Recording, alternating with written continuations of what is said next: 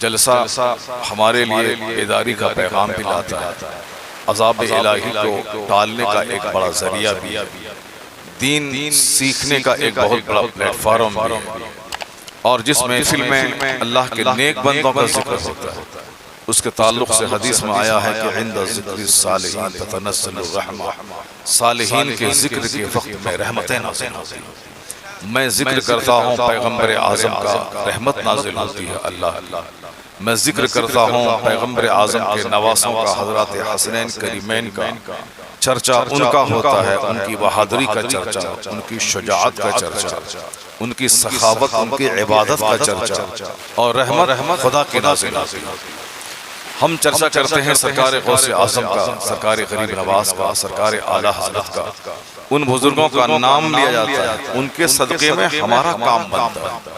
ہمارا کام یہ بنتا ہے کہ ہم پر رحمتوں کی بارش ہوتی ہے، ہمارے گناہوں کے داغ دھل جاتے ہیں۔ اس لیے اس جلسے کو ایک نعمت سمجھ کر اسے دل کی گہرائی سے اس کی عزت کرنی چاہیے، اور جہاں وہ محفل سجے اسے عام جلسوں کی طرح، قوالی کی محفل کی طرح اسے نہیں لینا چاہیے۔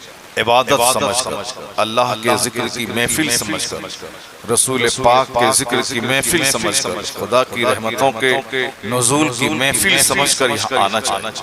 یہاں آنے کے بعد کوئی سو جائے اور جب سلام ہو پھر یہاں سے چلا جائے، یہ سمجھ لیں کہ ان کا سونا بھی کام کا سونا ہے، کہ وہ شراب کی بھٹی میں نہیں سویا ہے بلکہ وہ جنت کی کیاری میں سویا ہے۔ یہاں جب آئیں تو آپ کی زبان پہ جھوٹ، غیبت، چغلخوری، یہ سارے جملے نہیں ہوتے۔ آپ کی زبان پہ سبحان اللہ کا ورد ہوتا ہے، آپ کی زبان سے درود کے صیغے نکلتے ہیں، آپ کی زبان سے نعرہ تکبیر کی صدا بلند ہوتی ہے۔ 2 گھنٹے 3 گھنٹے کی محفل کروڑوں نیکیاں آپ کو عطا کرتی ہے۔ اس محفل کو عام محفلوں کی طرح، قوالی ناچ گانے کی محفل کی طرح نہ لیں۔ یہ محفل اس زمین پہ ایسی نعمت ہے کہ فرشتے ایک دوسرے کو آواز دیتے ہیں، چلو ہمارا مقصد مل گیا۔ مقصد کیا ملا؟ کہ اللہ کے ذکر کے لیے چند لوگ جمع، کروڑوں کی آبادی میں مٹھی بھر لوگ نیک محفل میں آتے ہیں، اور اس محفل میں فرشتے بخشش کی بشارت سناتے ہیں، یہ کہتے ہوئے کہ جاؤ اللہ نے تجھے معاف کر دیا ہے۔ اس لیے معاف کیا ہے کہ اگر تم نیک نہیں ہو تو جس نیک کے پاس بیٹھے ہو اس نیک کے صدقے میں اللہ نے تجھے مغفرت فرما دی۔ ہم غلط ہیں، ہم گنہگار ہیں، ہم بدکردار ہیں، لیکن ممکن ہے کہ جہاں ہزاروں مسلمان جمع ہیں، وہاں کوئی اللہ کا ولی ہو، اس کے ساتھ بیٹھنے کا موقع مل جاتا ہے، عالموں کے ساتھ بیٹھنے کا موقع ملتا ہے۔ دن رات میری نگاہیں بے نمازی کو دیکھتی ہیں، دن رات میری نگاہیں شرابیوں کو دیکھتی ہیں، دن رات میری نگاہیں لچوں، لفنگوں، ڈکیتوں، بے نمازیوں کو دیکھتی ہیں۔ بے نمازی کو دیکھنے سے روزی گھٹتی ہے، بے نمازی کو دیکھنے سے سینے میں زنگ لگتا ہے، بے نمازی کو دیکھنے سے آدمی کی طبیعت مقدر ہو جاتی ہے، بے نمازی کو دیکھنے سے آئی ہوئی روزی گھٹ جاتی ہے۔ مگر ہم دن رات بے نمازی کو دیکھتے ہیں، ان کی صحبت میں رہتے ہیں، ان کے پاس بیٹھتے ہیں، ان کا عمل مجھ کو برا نہیں لگتا، میں اس سے نفرت نہیں کرتا ہوں کہ جب تک یہ نماز نہ پڑھے اس وقت تک میں اس کے ساتھ نہیں بیٹھوں گا، نہیں، ہماری سماجی مجبوری ہوتی ہے میں اس کے ساتھ بیٹھ جاتا ہوں، نہیں بیٹھوں وہ مجھے تکلیف پہنچائے گا، نہیں سلام کروں وہ مجھے جھوٹے مقدمہ میں پھنسا دے گا، میں ان کے گھر پہ نہ جاؤں تو پھر وہ مجھے دور سے جال پھینک کر پھنسا دے گا۔ لوگ ڈر سے ایک دوسرے کی عزت کرتے ہیں، لوگ ڈر سے ایک دوسرے کو سلام کرتے ہیں، لوگ ڈر سے ایک دوسرے کے ساتھ چلتے ہیں۔ یہ قیامت کی نشانیوں میں سے ایک نشانی ہے کہ لوگ دوسروں کے خوف سے اس کو سلام کریں، سلام کو عبادت سمجھ کر، سلام ذریعے حسنات ہے یہ سمجھ کر نہیں کریں۔ سماج سلام صرف لوگوں کے ڈر سے کرے، جان پہچان والوں تک سلام محدود رہے، یہ قیامت کی نشانی ہے، ورنہ سلام ایک زبردست عبادت ہے۔ السلام علیکم کہیں، چاہے پاک ناپاک جس حالت میں رہیں، سلام کرنے کے لیے وضو کی حاجت نہیں ہے۔ السلام علیکم 10 نیکی مل گئی، ورحمت اللہ بڑھا دیے 20 نیکی مل گئی، برکاتہ بڑھا دیا 30 نیکی مل گئی۔ 1 سیکنڈ زبان سے میں نے السلام علیکم ورحمت اللہ وبرکاتہ کہا 30 نیکی مل گئی۔ ایک دن میں 100 بار کسی سے ملاقات ہوئی، میں نے 100 بار سلام کیا، یہ سمجھ لیں کہ 3000 نیکیاں بغیر کسی محنت کے، بغیر کسی وقت کے خرچ کیے ہوئے وہ نیکی مل گئی۔ پہلے بزرگان دین بازار جاتے تھے تاکہ کثرت سے مسلمانوں سے ملاقات ہوں اور میں ان کو سلام کر کے لاکھوں نیکیاں کماؤں۔ وہ سلام کرنے کے لیے مسلمان کو ڈھونڈتے تھے، اور لوگ آج سلام سے بچنے کے لیے لوگ کتراتے ہیں، آمنا سامنا نہ ہو کہ سلام کرنا پڑے۔ طالب علم استاد سے کتراتا ہے کہ سلام کرنا پڑے، مؤذن امام سے کتراتا ہے کہ سلام کرنا پڑے گا، بیٹا باپ سے کتراتا ہے کہ سلام کرنا پڑے گا، دوست سے کتراتے ہیں کہ سلام کرنا پڑے گا۔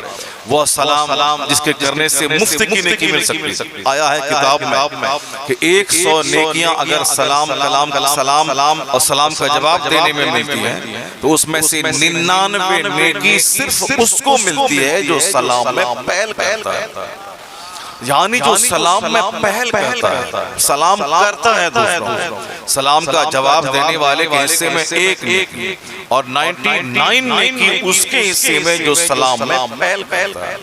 مفت کی نیکی ملتی تھی، لیکن ہماری جہالت نے، ہماری ضد نے، ہماری کم علمی نے، ہماری بد اخلاقی نے، ہماری خود غرضی نے اتنی مفت کی نیکی کو اپنے ہاتھ سے ضائع کر دیا۔ ہم خود غرض ہو گئے، سیلفش ہو گئے، ہمارے گھمنڈ نے مجھ کو تباہ کر دیا۔ جبکہ سلام کے تعلق سے حضور نے کہا تھا البادیو بالسلام بریء من الکبر، سلام میں پہل کرنے والا گھمنڈ سے پاک ہے۔ سلام میں پہل کرنے سے سینے کا گھمنڈ ٹوٹتا ہے، سینے کا غرور ٹوٹتا ہے، سینے میں جو ہے میں بھی بڑا ہوں، میں بھی کچھ ہوں، میں زمیندار ہوں، میں مالدار ہوں، میں پڑھا لکھا ہوں، یہ جاہل ہے، میں کیا سلام کروں، یہ جو غرور ہے یہ غرور سلام کرنے سے ٹوٹتا ہے۔ عام انسان کی عزت کرنے کا خیال دل میں پیدا ہوتا ہے، جو سلام اتنے بڑے فائدے کی چیز ہے، لیکن پتہ نہیں کس کی بری نظر لگی مسلم سماج کو، اتنی بڑی نیکی جو مفت میں آ سکتی تھی لیکن ہم نے اس کو غرور کی نظر کر دیا، ہم نے اسے مفاد کی نظر کر دیا۔ مطلب ہے تو 50 بار سلام، اب مطلب نکل گیا تو پہچانتے تک نہیں ہے کہ کون ہے، اب وہ مجھ کو پہچان دلاتا جس کو میں بار بار سلام کرتا تھا۔ قیامت کی نشانی ہے کہ نمازی گھٹ جائے، قیامت کی نشانی ہے کہ دین کو لوگ کھیل تفریح تماشا بنا لیں، قیامت کی علامت ہے کہ سلام جان پہچان والوں تک محدود ہو کے رہ جائے، قیامت کی علامت ہے کہ دین کا نام بھی لوگ دنیاوی مفاد کی خاطر لیں گے، حج جیسا سفر بھی لوگ سیر و سیاحت تفریح اور دوسروں سے نذرانہ اور دوسروں سے مالا پہننے کے شوق میں کریں گے، یہاں تک کہ مسجدوں کی تعمیر بھی فخر کا ذریعہ ہو جائے گا کہ میرے محلے کی مسجد میں اے سی لگی ہے، میرے محلے کی مسجد میں 10 مینار بنے ہوئے ہیں، میرے محلے کی مسجد میں قالین بچھے ہیں، ایئر کنڈیشن مسجد ہے، ہمارے محلے کی مسجد میں گجاریہ کا ٹائلز لگا ہے، مکرانہ کا ماربل لگا ہے۔ نماز نہیں پڑھیں گے لوگ، صرف اس مسجد کا نام لے کر فخر اور گھمنڈ کا ذریعہ، غرور کا ذریعہ۔ بہتر ہے کہ پھوس کی مسجد ہوتی، بہتر ہے کہ مٹی میں قالین نہیں بچھتے، مٹی رہتی، پتھر نہیں لگتا، بہتر تھا کہ کچی دیوار ہوتی، بہتر تھا کہ ٹٹی ہوتی، اوپر میں چھپر پہ گھاس ہوتی اور نہ کوئی چھت ہوتی، نہ کوئی ماربل، نہ کوئی ٹائلز۔ لیکن اگر نمازی پختہ ہوتے تو وہ مسجد کی سروئے زمین کے لیے امن و امان کا گہوارہ بن جاتی، اس مسجد کی مٹی پوری آبادی کے لیے دعا کرتی، اس مسجد کی ٹٹی سے ہمارے لیے دعا نکلتی، لیکن آج وہ ماربل کی مسجد میرے لیے بد دعا کرتی، وہ چھتدار مسجد، وہ 2 4 10 نہیں 50 مینار والی مسجد ہمارے لیے بد دعا کرتی ہے کہ ان کے گھر میں بہت رات تک جاگ کر کے قہقہے کی محفل سجتی، گھر میں شادی بیاہ کے موقع پر 1 مہینے سے رنگ رلیوں کا ماحول رہتا ہے، مگر مسجد میں بجلی تک نہیں، مسجد میں وضو خانے میں پانی تک نہیں، مسجد میں اذان بھی نہیں ہوتی، جماعت سے نماز تک نہیں ہوتی۔ ظاہر سی بات ہے جس آبادی کی مسجد ویران ہو وہاں لوگ سوچیں کہ ہمارے گھر میں برکتیں پیدا ہو، جہاں اللہ کے گھر کو اجاڑ کر یہ تمنا ہو ہو، میرے بال بچے کی زندگی میں خوشحالی آئے، میرے گھر میں جو بہو آئے وہ بہت زیادہ خوش قسمت ہو کے برکتیں ان کے ساتھ میرے گھر میں آ جائیں، میرا بچہ اعلیٰ ملازمت میں چلا جائے، میرا داماد بہت خوبصورت اور بڑی کمائی کرنے والا مل جائے، میرے گھر میں سکون اور چین رہے۔ اللہ کی قسم ایسا کبھی نہیں ہوگا۔ زمین اللہ کی، آسمان اللہ کا، ساری کائنات خدا کی ہے، اور جب ہم چاہیں کہ اللہ کے گھر کو ویران کر کے میرے گھر میں خوشیوں کا چراغ جلے، اللہ کے گھر کو اجاڑ کر میں ایک مسرت کی زندگی گزاروں، ایسا کبھی نہیں ہوگا۔ آج سے 500 سال پہلے لوگ جمعہ کے دن فجر کی نماز سے پہلے مسجد میں جاتے، وہاں اپنی جگہ لے لیتے اور 5-6 گھنٹے مسجد میں گزارتے۔ جمعہ کے دن مسجد سے باہر میلہ لگا رہتا تھا کھانا بیچنے والوں کا، لوگ اس گھڑی کی تلاش میں ہوتے تھے جو جمعہ کے 24 گھنٹے میں ایک لمحہ ہے جس میں دعا قبول ہوتی ہے، جسے وقت مستجاب کہتے ہیں، دعاؤں کی قبولیت کی گھڑی کہتے ہیں۔ اس کے منتظر لوگ رہتے تھے، اس کو تلاش کرتے تھے۔ چمکتی رات جمعہ کی رات، چمکتا دن جمعہ کا دن، اس چمکیلی رات اور چمکیلے دن میں اس مقبول گھڑی کی تلاش میں لوگ رہتے تھے۔ لیکن آج جمعہ کے دن بھی مسجد میں صرف 10 منٹ کی رونق رہتی ہے اور بہت سارے لوگ جمعہ کی نماز تک نہیں پڑھتے ہیں، اور وہ یہ کہتے ہیں کہ مسلمانوں کا مقدر کا ستارہ گہن میں آ گیا۔ آج کافروں کی ہمت بڑھ سی گئی ہے۔ اسلام نہ جانے حق پر ہے کہ نہیں ہے، ہر طرف پوری دنیا میں مسلمان ہی ستایا جا رہا ہے۔ لیبیا میں مسلمان پریشانی میں، عراق میں مسلمان پریشانی میں، ایران میں مسلمان پریشانی میں، افغانستان و پاکستان و ہندوستان میں مسلمان پریشانی میں۔ یہ وہ شخص جو جمعہ کے دن مسجد کو اجاڑا ہے، جو عیدین کی نماز بھی باطل ناخواستہ پڑھا ہے، جو رمضان کی راتوں کو کب اور شب میں گزارا ہے، جو روزانہ رات کے 2 بجے ٹی وی دیکھ کر سوتا ہے اور دن کے 10 بجے اٹھتا ہے، جو سال کے 360 دن ایک دن بھی قرآن نہیں سنتا، جو جلسوں میں آتا ہے وہ اپنے رشتہ دار کی رشتہ داری نبھانے کے لیے آتا ہے، نہ کہ کسی عالم دین کی تقریر سن کر اپنی زندگی کو سنوارنے کے ارادے سے آتا ہے، جو قوالی کی محفل کو آباد کرتا اور جلسہ گاہ مصطفیٰ کو ویران کرتا، جو اپنے گھر کو رات کے 2 بجے تک سنیما دیکھ کر آباد کرنا چاہتا، اللہ کے گھر کو ویران کرنا چاہتا، جو کرسچنوں کے اسکول کو 2-2 لاکھ روپے سالانہ ڈونیشن دے کر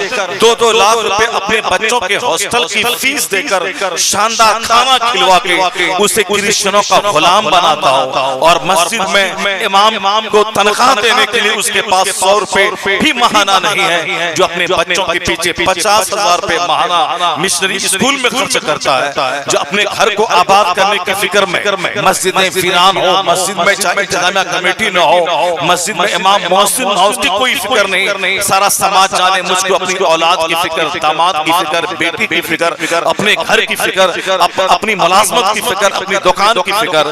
جہاں مسلمان اس قدر دین سے دور ہوں، وہ اپنی زبان سے بولتا کیسے ہے کہ اسلام خطرے میں آ گیا، وہ بولتا کیسے ہے کہ پتہ نہیں اسلام حق پر ہے کہ نہیں ہے، مسلمان حق پر ہے یا نہیں ہے، وہ بولتا کس زبان سے ہے، اسے اپنی زبان سے بولتے ہوئے شرمانا چاہیے۔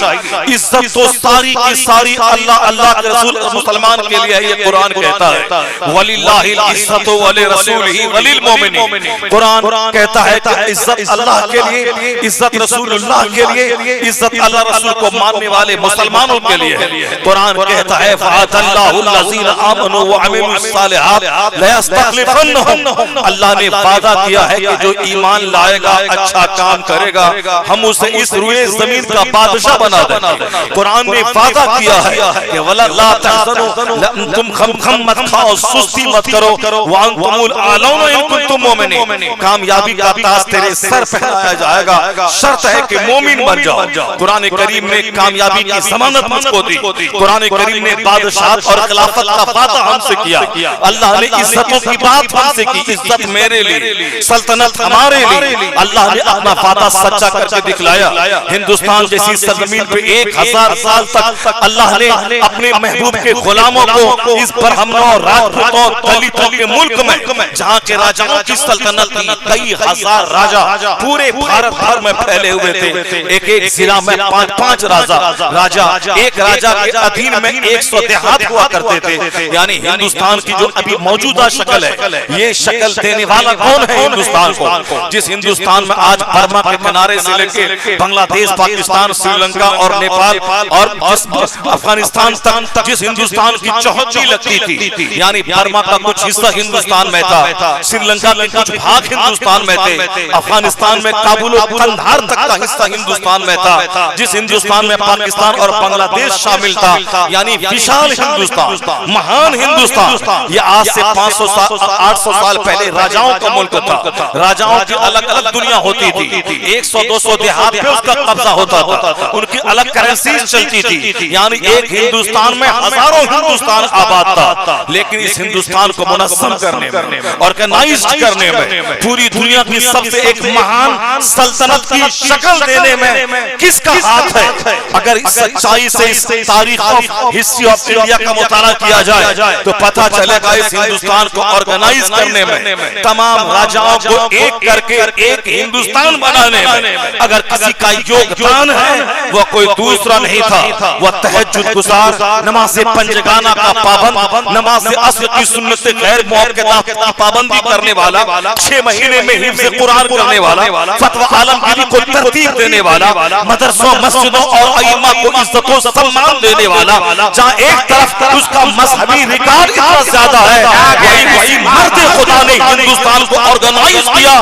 آج ہندوستان کی جو شکل ہے ایک ملک کی، ایک سلطنت کی، اس کو شکل سلطان الہند اورنگزیب نے ہندوستان کے بادشاہ اورنگزیب نے عطا کیا، جسے آج کے چند ناخواندہ قسم کے لوگ، ضدی قسم کے لوگ، شریر قسم کے لوگ جسے ضدی اور کٹر مسلمان کہتے ہیں، ہاں اسی کٹر مسلمان نے ہندوستان کو ہندوستان کی شکل دی ہے، اسی کٹر مسلمان نے یہاں کے مندروں کی خرچ کے لیے زمین بطور جاگیر دیا ہے، اسی کٹر مسلمان نے کامکھیا کی مندر کے لیے انہوں نے کچھ زمینیں وہاں کے اخراجات کے لیے دی ہے، یعنی جو رواداری کا ماحول ہندوستان میں پیدا کیا۔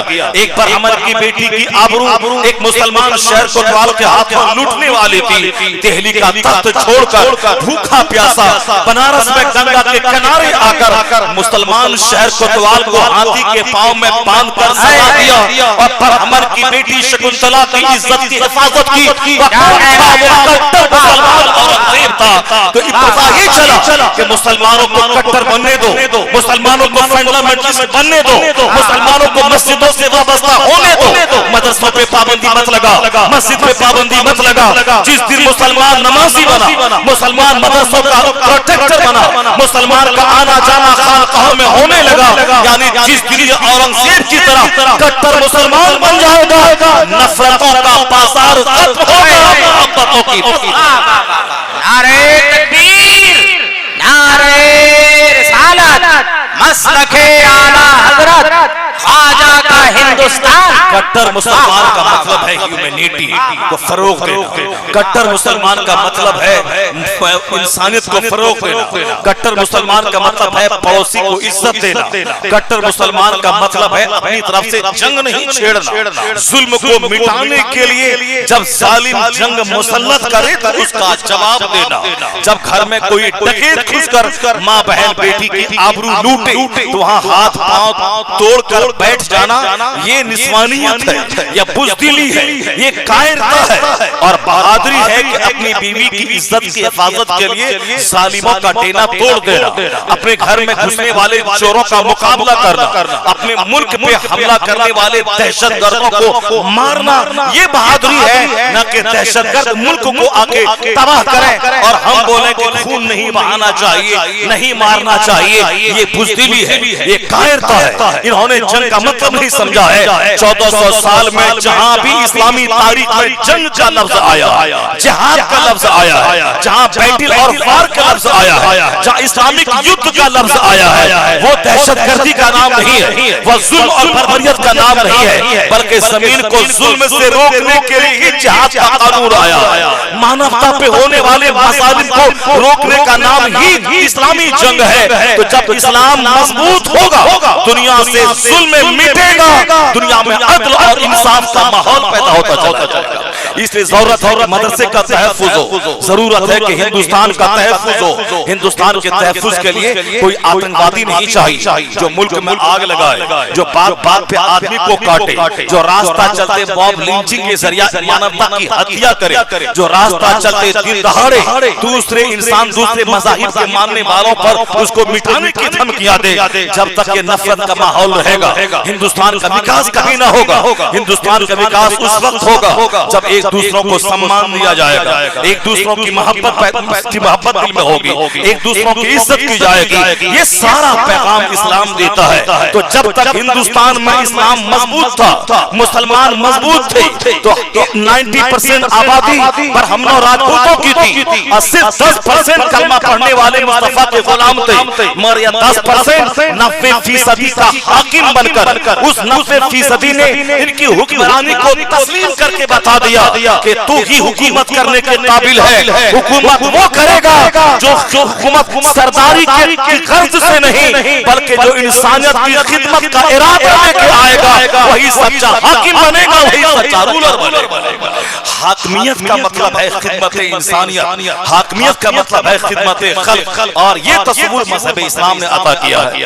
آج ہم نے ان کو حوصلہ دے دیا کہ آج وہ میری مسجدوں کے خلاف بولتا ہے۔ جب میں نے مسجدوں کو ویران کیا، ہمارے منہ کو کوئی حق حاصل نہیں ہے کہ میں بولوں کہ اللہ کہاں ہے، رسول پاک کہاں ہے، غوث اعظم کی مدد کہاں ہے، خواجہ غریب نواز کی کرامت کہاں ہے۔ غریب نواز کی کرامت موجود ہے اپنی جگہ، مگر تم کہاں ہو؟ اللہ رب العزت کی مدد موجود ہے مگر ہم کہاں ہیں؟ رسول پاک کی عطا موجود ہے مگر ہم کہاں ہیں؟ سر سے لے کے پاؤں تک کروڑوں گناہوں کی کیچڑ میں ہم ڈوبے ہیں، پھر بھی بولتے ہیں کہ اللہ کہاں ہے۔ دن رات 24 گھنٹے صرف جھوٹ ہے، غیبت ہے، چغلخوری ہے، ترک نماز ہے، شراب نوشی ہے، جوا بازی ہے، گٹکا خوری ہے، تاش کھیلنا ہے، رات بھر دن بھر موبائل چلانا ہے، موبائل میں گندی تصویریں دیکھنا ہے، تضیع اوقات وقت کی بربادی کرنا ہے، بیٹھے ہیں موبائل چلا رہے ہیں، وقت کو برباد کرنا، صرف الیکٹرک برباد کرنا، ریچارج کے نام پہ مال کو برباد کرنا۔ یہاں وضو کرنے میں زیادہ پانی برباد کرنے کو اسراف کہتے ہیں۔ اسراف شیطان کا بھائی ہے۔ حدیث میں آیا ہے کہ سمندر کے کنارے کیوں نہ وضو کرو، وہاں بھی وضو میں زیادہ پانی برباد مت کرو، اگرچہ سمندر کے کنارے کیوں نہ ہو۔ اسراف ہے انسان کا خون بہانا، ایک چوٹی کو بھی بلا قصور نہیں مارنا چاہیے۔ جو مذہب اسلام نے اس قدر جان کا احترام سکھایا ہے، جو مذہب اسلام نے پانی کی عزت کا احترام سکھایا ہے، اگر کسی کے پاس 5 کمرے ہیں، 2 کمرے میں گھر کے لوگ رہتے ہیں اور باقی 3 کمرے میں گھر کے سامان رکھے ہوئے ہیں، مسئلے کے اعتبار سے جس کمرے میں کوئی آدمی نہیں ہے وہاں کا بلب آف ہونا چاہیے۔ جہاں سونے کے کمرے میں بھی رات کو اندھیرے میں گہری نیند آتی ہے وہاں لائٹ آف ہونا چاہیے۔ یہاں صاحب 10 کمرے ہیں اور 10 کمرے میں 50 بلب جل رہے ہیں، کوئی اس کو روکنے والا نہیں، کوئی اس کو بجھانے والا نہیں۔ مسجد میں 10 نمازی آیا جبکہ وہ 201 پنکھا کے نیچے نماز پڑھ سکتے ہیں، لیکن وہ 200 آ کے 10 پنکھا کو آن کر دیتا ہے۔ جانے مسجد کا متولی، جانے مسجد بجلی بل آئے 10,000 روپے ماہانہ، وہ مسجد کمیٹی کے لوگ جانے ہم سے کیا مطلب ہے۔ 10 آدمی کو 10 فین چاہیے، وہ جو 1 گھنٹے تک بس اسٹاپ پہ کھڑا رہ کر دھوپ کی شدت سہ کر کے بس کے انتظار میں رہتا ہے، اسے مسجد میں 5 منٹ بغیر پنکھا کے نماز پڑھنا اس کے لیے مشکل ہے۔ چونکہ جنت ملے نہ ملے پرواہ نہیں، ابھی ہوا ملنی چاہیے، جنت ملے گی کون دیکھا ہے، ابھی اے سی چلنی چاہیے، ابھی ہوا ملنی چاہیے، ابھی فین چلنا چاہیے، ابھی قالین بچھنی چاہیے، تاکہ آپ آدھا گھنٹہ کا ٹائم جو نماز کے لیے نکالے ہیں یہ آدھا گھنٹہ بالکل ہوا خوری میں وہ وقت گزر جائے۔ جس کی نیت اتنی خراب ہو گئی ہو، جو اس قدر فضول خرچی کا عادی ہو گیا ہو، فین جب کہ بلا وجہ چلانا اسراف فضول خرچی ہے، بلا وجہ بلب جلانا فضول خرچی ہے۔ آج یہ بات کافروں کے سمجھ میں آ گئی، کافروں کے محلے میں گلی کے سارے بلب آف ہو جاتے رات کے 10 بجے کے بعد، صبح سویرے تک اگر کوئی بلب نہیں بجھا، صبح سویرا چمکنے کے بعد بلب کو آف کر دینا ہے۔ مسلمانوں کے محلے میں دن کے 12 گھنٹے تک بلب جلتا رہتا ہے، رات میں بلب جلتے رہتے ہیں،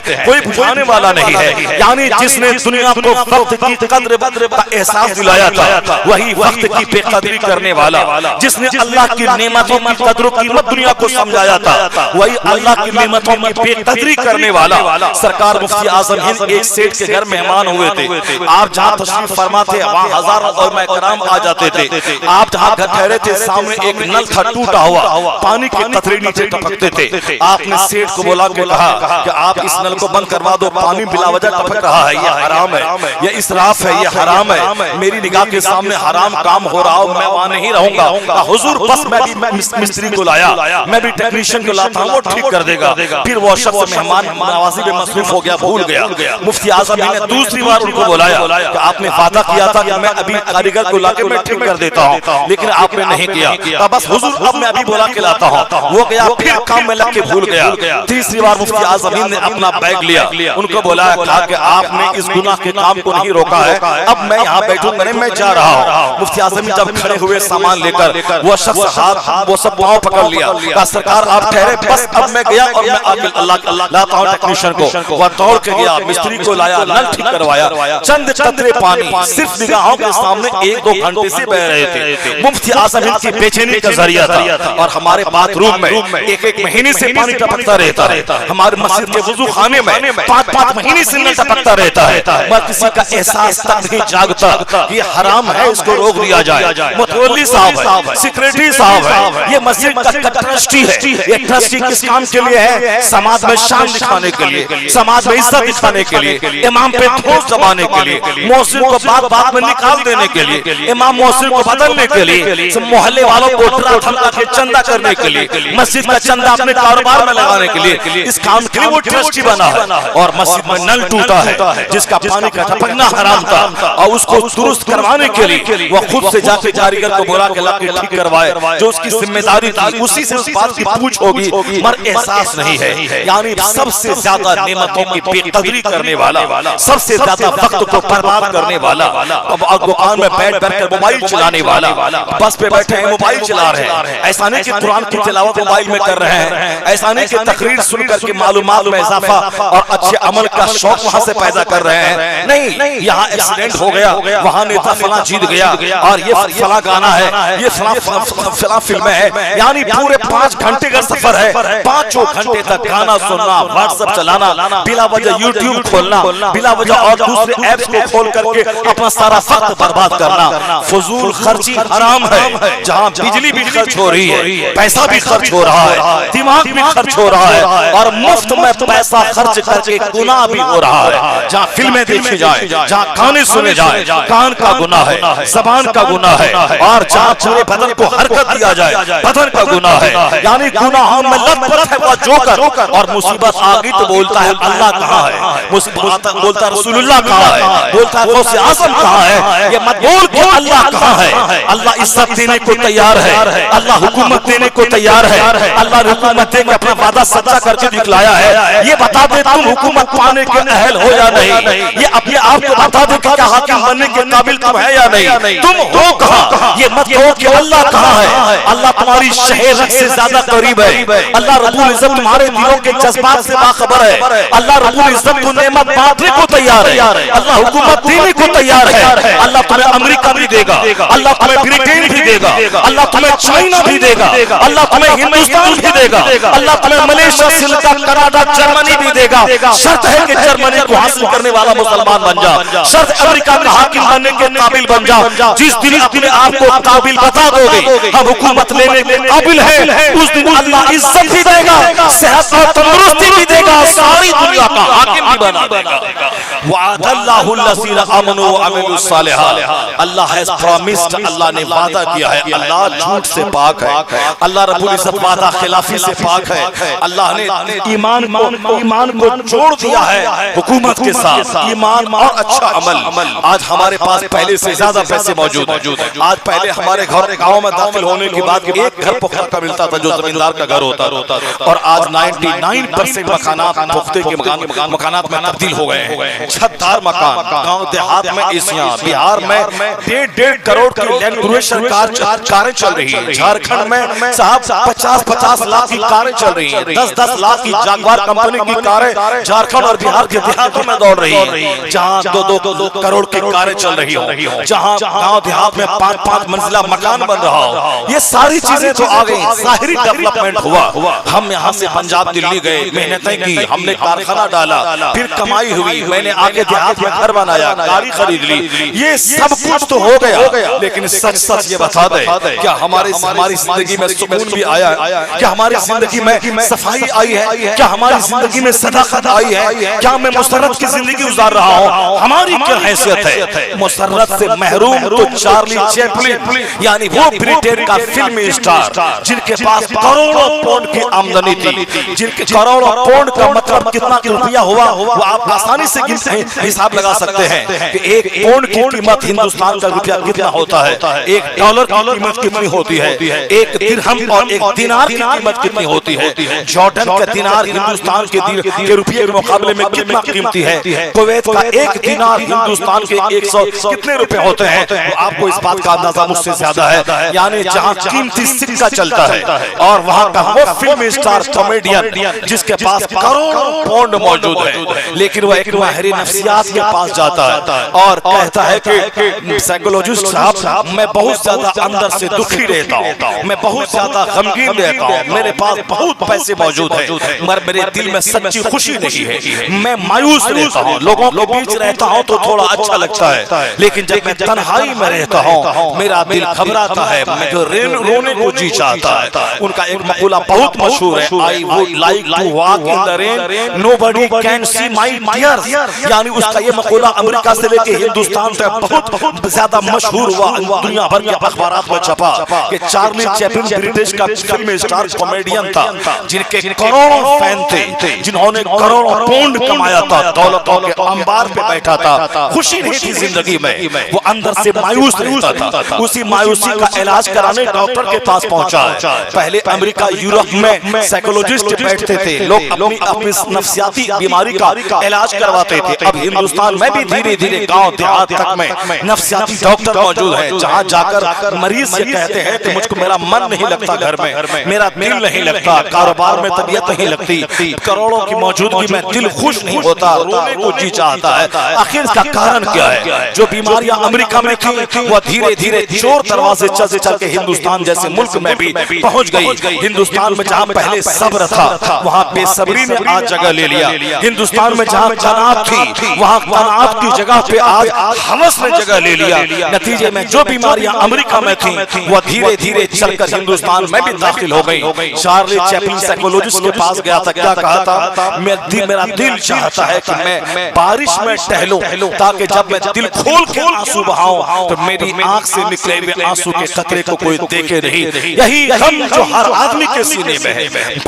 محفل میں لوگ بیٹھتے ہیں تو مسکراتے ہیں, لیکن جب گھر میں ہوتے ہیں تو بیوی کا غم, اولاد کا غم, پڑوسی کا غم, کاروبار کا غم, اپنے ہیڈ باس کا غم, اپنے ہیڈ اور پرنسپل کا غم, اپنے فالوور کا غم. یعنی اچھے نوکر نہیں دستیاب ہے اس کا ٹینشن ہے, اچھے پیرنٹس نہیں دستیاب ہے اس کا ٹینشن ہے, اچھا پڑوسی نہیں ہے اس کا ٹینشن ہے, اچھا نوکر نہیں اس کا ٹینشن ہے, 10 مشین ہے بمبئی میں کاریگر نہیں ملتے اس کا ٹینشن ہے, کاریگر کو اچھا مالک نہیں ملتا اس کا ٹینشن ہے, اسکول میں دوسرے ٹیچر کو اچھا ہیڈ نہیں ملتا اس کا ٹینشن ہے, ہیڈ کو دوسرے اچھے ٹیچر نہیں ملتے اس کا ٹینشن ہے, رشتہ دار اچھے نہیں, سمدھی اچھے نہیں, اولاد اچھی نہیں, داماد اچھے نہیں, بیٹے اچھے نہیں. یعنی ہر آدمی ٹینشنوں میں جینے والا, اور یہ ٹینشن ہارٹ اٹیک کو جنم دیا, یہ ٹینشن برین ہیمریج کو جنم دیا, یہ ٹینشن شوگر کو جنم دیا, یہ ٹینشن ہارٹ کی بیماری کو جنم دیا, یہ ٹینشن لیور کی کمزوری کو جنم دیا, یہ ٹینشن گیس کی بیماری کو بڑھاوا دیا, یہ ٹینشن اس سے لے کے پاؤں تک بیماری کا گہوارہ بنا دیا ہے. مسجد میں ایک امام ایک مؤذن ہے اور دونوں کو ایک دوسرے سے ٹینشن ہے. ایک اسکول میں 4 ٹیچر ہیں, چاروں کو ایک دوسرے سے الرجی ہے. یعنی نفرتوں کا سماج, قدورتوں کا سماج, عداوتوں کا سماج. یعنی جہاں ہم عداوتوں کے سب ڈھیر پر بیٹھے ہیں یہاں خوشی کہاں سے ملے گی؟ یہاں تو نفسیاتی ڈاکٹر کے پاس جانا پڑے گا. رونے کو جی چاہتا ہے بیوی کی کیفیت حالت کو دیکھ کر, یہاں تک کہ بیوی شوہر کی موجودگی میں دوسروں سے دل لگاتی ہے مگر یہ اس سے کچھ نہیں کہہ سکتا چونکہ بچوں کی موجودگی ہے, سماج کی بے عزتی کا ڈر ہے. اگرچہ یہ قصوروار اس کا ہے, انہوں نے اپنی بیوی کو دین نہیں سکھلایا, پہلے اپنی بیوی کو دنیا دیا, اس کے بعد جب بیوی دنیا دار بن گئی اب یہ چاہتا ہے کہ کنٹرول میں رہے, اب وہ کنٹرول میں کیسے رہے گی؟ اسے بے لگام بنانے والا یہ شوہر، اس کے سامنے اللہ رسول کا ذکر نہ کرنے والا یہ شوہر، سیدہ مخدومہ کائنات کی سیرت نہ دکھانے والا شوہر، عورتوں کو کس طرح جینا ہے، حدیث پاک میں کیا تعلیم آئی ہے نہ بتانے والا شوہر، جس کے سامنے سری دیوی کی کہانی شوہر نے بیان کیا، جن کے سامنے صاحب لتا منگیشکر کی کہانی سنایا، جس کے سامنے ہیما مالنی کی کہانی شوہر نے سنایا، جن کو گندی گندی فلمیں شوہر نے دکھلایا، کل اگر اس کی بیوی اگر گندی ہو گئی وہ اس سے اچھے لوگوں اچھے خوبصورت چہرے والوں کو دل دے بیٹھتی ہے، 100% قصور اس شوہر کا ہے جس نے آنے کے دن سے لے کے اس وقت تک اپنی بیوی کو دین نہیں سکھایا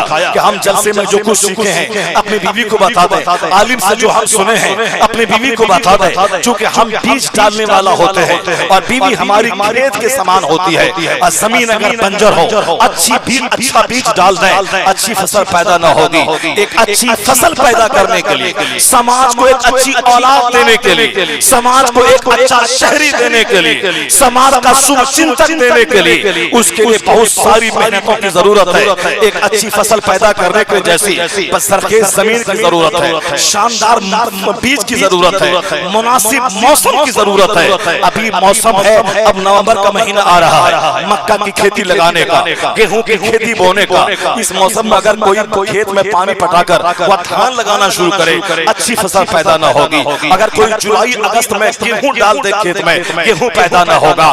الگ الگ علاقے کی زمین الگ الگ فصلوں کے لیے ہوا کرتی ہے۔ میں کبھی کبھی کہا کرتا ہوں، لوگ کہتے ہیں چلو اللہ چاہے گا تو ہو جائے گا، اللہ چاہے گا تو سوکھے درخت میں بھی کھجور کا پھل نکل آئے گا، اللہ چاہے گا تو بغیر بیوی کے مرد سے ہی وہ چاہے گا تو بچہ کو پیدا کر دے گا۔ جیسے جناب آدم علیہ السلام کی پائے کی پسلی سے جناب حوا کو اللہ نے پیدا فرمایا۔ آدم علیہ السلام کا بچپن نہیں تھا، اللہ نے آدم علیہ السلام کے پتلے کو بنا کے روح ڈال دی۔ آدم علیہ السلام میں روح جب اندر کا داخل ہوئی وہ پھر ایک انسان کی شکل میں سامنے نمودار ہو گئے۔ ایک تنہا انسان آدم علیہ السلام سے جن کا کوئی بچپن نہیں تھا، ان کا پتلا اللہ نے تیار فرمایا فرشتوں کے ذریعہ، اس میں جان ڈال دی اور وہ 60 گز لمبے تھے، لمبا پتلا تیار ہوا۔ آدم علیہ السلام زمین پہ چلتے پھرتے 60 گز لمبے تھے، یعنی 90 فیٹ لمبائی آدم علیہ السلام کی تھی۔ اتنے ہی فیٹ پتلا تیار ہوا تھا، جان ڈالی گئی، وہ کھڑے ہو گئے اور چلنے پھرنے لگے۔ ان کا کوئی بچپن نہیں تھا۔ اللہ نے جس آدم کو پیدا کیا بغیر بچپن کے، بغیر ماں باپ کے، اللہ آج بھی قادر پیدا کر سکتا ہے، لیکن ایک کام تھا اللہ نے کیا، اپنی قدرت دکھلا دی اور ایک نیم بنا دیا۔ جناب حوا ہے، جناب آدم ہے، یہ دونوں آپس میں ملیں گے، بچہ پیدا ہوگا اور اس سے انسانی آبادی بڑھے گی، اس سے قیامت تک توالد تناسل کا سلسلہ چلتا رہے گا۔ مرد عورت آپس میں ملیں گے اور دونوں میں الگ الگ جسمانی ساخت اللہ نے بنا دی۔ عورت کے سروں میں بال لمبے کر دیے، مردوں کے چہرے پہ داڑھیاں عطا کر دی، دونوں کی ذمہ داری الگ الگ کر دیا۔ عورتوں کو اللہ نے حسن سے نوازا، مردوں کو اللہ نے جوانی کی قوت مردانگی سے نوازا، تاکہ دونوں ملیں گے، اولاد کا سلسلہ شروع ہوگا۔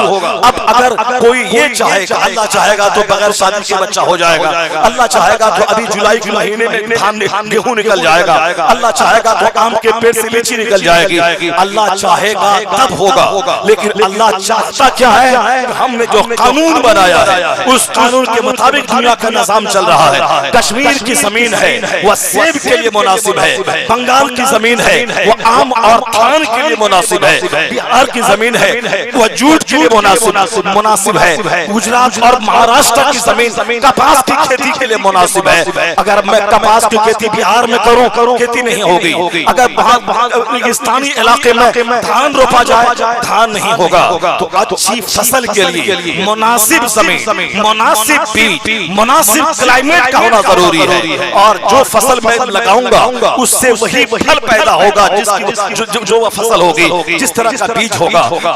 ایسا کبھی نہیں ہوگا کہ کشمیر میں دھان کی کھیتی ہو جائے، بہار میں زعفران اور اخروٹ اور سیب کی کھیتی ہو جائے۔ کشمیر کی زمین جہاں کلائمیٹ سرد ہوتا ہے، جہاں -5 ڈگری سیلسیس کلائمیٹ پہنچ جائے، ٹیمپریچر پہنچ جائے، وہاں اخروٹ کی کھیتی، زعفران کی کھیتی، کاجو کشمش کی کھیتی، سیب کی کھیتی ہوتی ہے۔ تو سیب پیدا کرنا ہو کشمیر کی زمین چاہیے، دھان پیدا کرنا ہو آندھرا پردیش، تلنگانہ، بہار، بنگال، اڑیسہ کی زمین چاہیے، جوٹ پیدا کرنا ہو، چائے کی کھیتی کرنی ہو تو دارجلنگ اور آسام کی زمین چاہیے، کپاس کی کھیتی کرنی ہو گجرات، راجستھان، مہاراشٹر کی سرزمین چاہیے۔ جب دنیا میں کھیتی کرنے کے لیے مناسب زمین، مناسب بیج، مناسب موسم چاہیے۔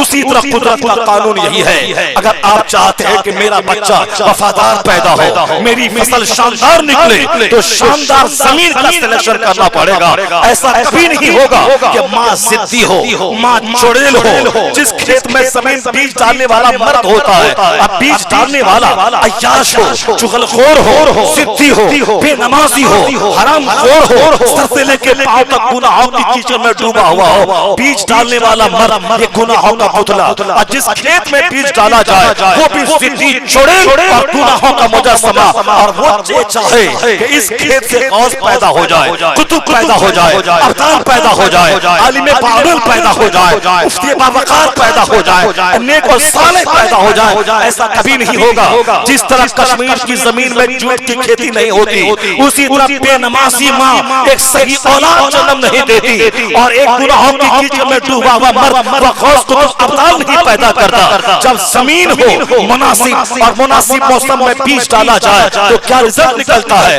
جب ماں ہو تہجد گزار، جب ماں ہو اپنے سارے زیورات کو گروی رکھ کر منظر اسلام کے مدرس کی تنخواہ دلانے والی، جب والد ہو تہجد گزار، نمازی اور دین کا ہادی، گھر میں فاقہ بھی گزارا کرنے والا، مگر مدرسہ کے مہمان رسول کو اچھا کھانا کھلانے والا، اور گھر میں بیماریاں ہیں پھر بھی تہجد کی نماز نہ چھوٹے۔ سات لفظوں میں جب باپ مفسر اعظم ہند ہو اور ماں متقیہ ہو تو ان دونوں کے ملن کے بعد جو فصل پیدا ہوتی ہے وہ شاندار فصل تاج الشریعہ۔ نعرہ تکبیر، نعرہ رسالت، مسلک اعلیٰ حضرت، فیضان حضور تاج الشریعہ۔ یہاں ایسا نہیں ہوتا ہے کٹہل کے پیڑ میں مولانا کے پاس سے جا کے تعویذ ڈال دوں اور کٹہل کے پیڑ سے سیب نکل جائے، اخروٹ نکل جائے، ایسا نہیں ہوگا۔ اگر آپ آئے مولانا کے پاس کے تعویذ دے دیجئے، میں نے دھان کی کھیتی لگائی ہے اور اس میں گیہوں نکل جائے، مولانا دو چار تماچا ماریں گے ظالم، ایسا نہیں ہوتا ہے۔ ایسی کوئی تعویذ نہیں ہے کہ آم کے پیڑ میں لیچی پھلانے کے لیے تعویذ لے لیا جائے۔ البتہ یہ ہوتا ہے کہ لیچی کا پودا میں نے لگایا ہے، اب لیچی میٹھی پیدا ہو، لیچی زیادہ پیدا ہو، اب اس کے لیے تعویذ دی جائے گی کہ وہی فصل آم کا پیڑ ہے، وہ پیڑ بیماری سے محفوظ رہے، میٹھا آم پھل میں پیدا ہو، اس کے لیے تعویذ پیدا کرتی ہے۔ لیکن یہ نہیں ہے کہ آم کے پیڑ میں تعویذ ڈالنے سے لیچی پیدا ہو جائے گی۔ بیٹا نافرمان ہو گیا، حضرت تعویذ دے دیجیے۔ میرے بیٹے کی شادی ہوئی ہے، ایک مہینہ کے بعد میرا بیٹا بلغ ہو گیا، تعویذ دے دیجیے۔ جس کی بنیاد خراب ہے، جس کی زمین خراب ہے، جس کی پرورش و پرداخت ڈیمیج ہوئی ہے، آج تعویذ دینے کے بعد ایک بیٹا وہ فرما بردار کبھی نہیں ہوگا۔ قدرت کا قانون ہے وقت پہ موسم کا بدلنا، رات کا آنا، دن کا آنا، ساری دنیا خانے کعبہ کا خلاف کام کے رہے اور بولے کہ جاڑے کا موسم نہیں آئے گرمی ہی رہے، ایسا نہیں ہوگا۔ جاڑے کا موسم وقت پہ آ کے رہے گا۔ سارے لوگ تہجد کی نماز پڑھ کے دعا کریں کہ رات ہی رہے تاکہ زیادہ سوئیں 20 گھنٹہ اور دن 5 گھنٹے کا رہے، نہیں ہوگا۔ رات اپنے وقت پہ جا کے رہے گی، دن اپنے وقت پہ آ کے رہے گا۔ یہ نیچرل سسٹم ہے، یہ قدرت کا قانون ہے۔ جو جیسی محنت کریں گے، جو قدرت کے قانون کا فالو کریں گے، اس کو ویسا ہی اس کو انعام ملے گا۔ وہ جنت اس دنیا کی چیز ہے۔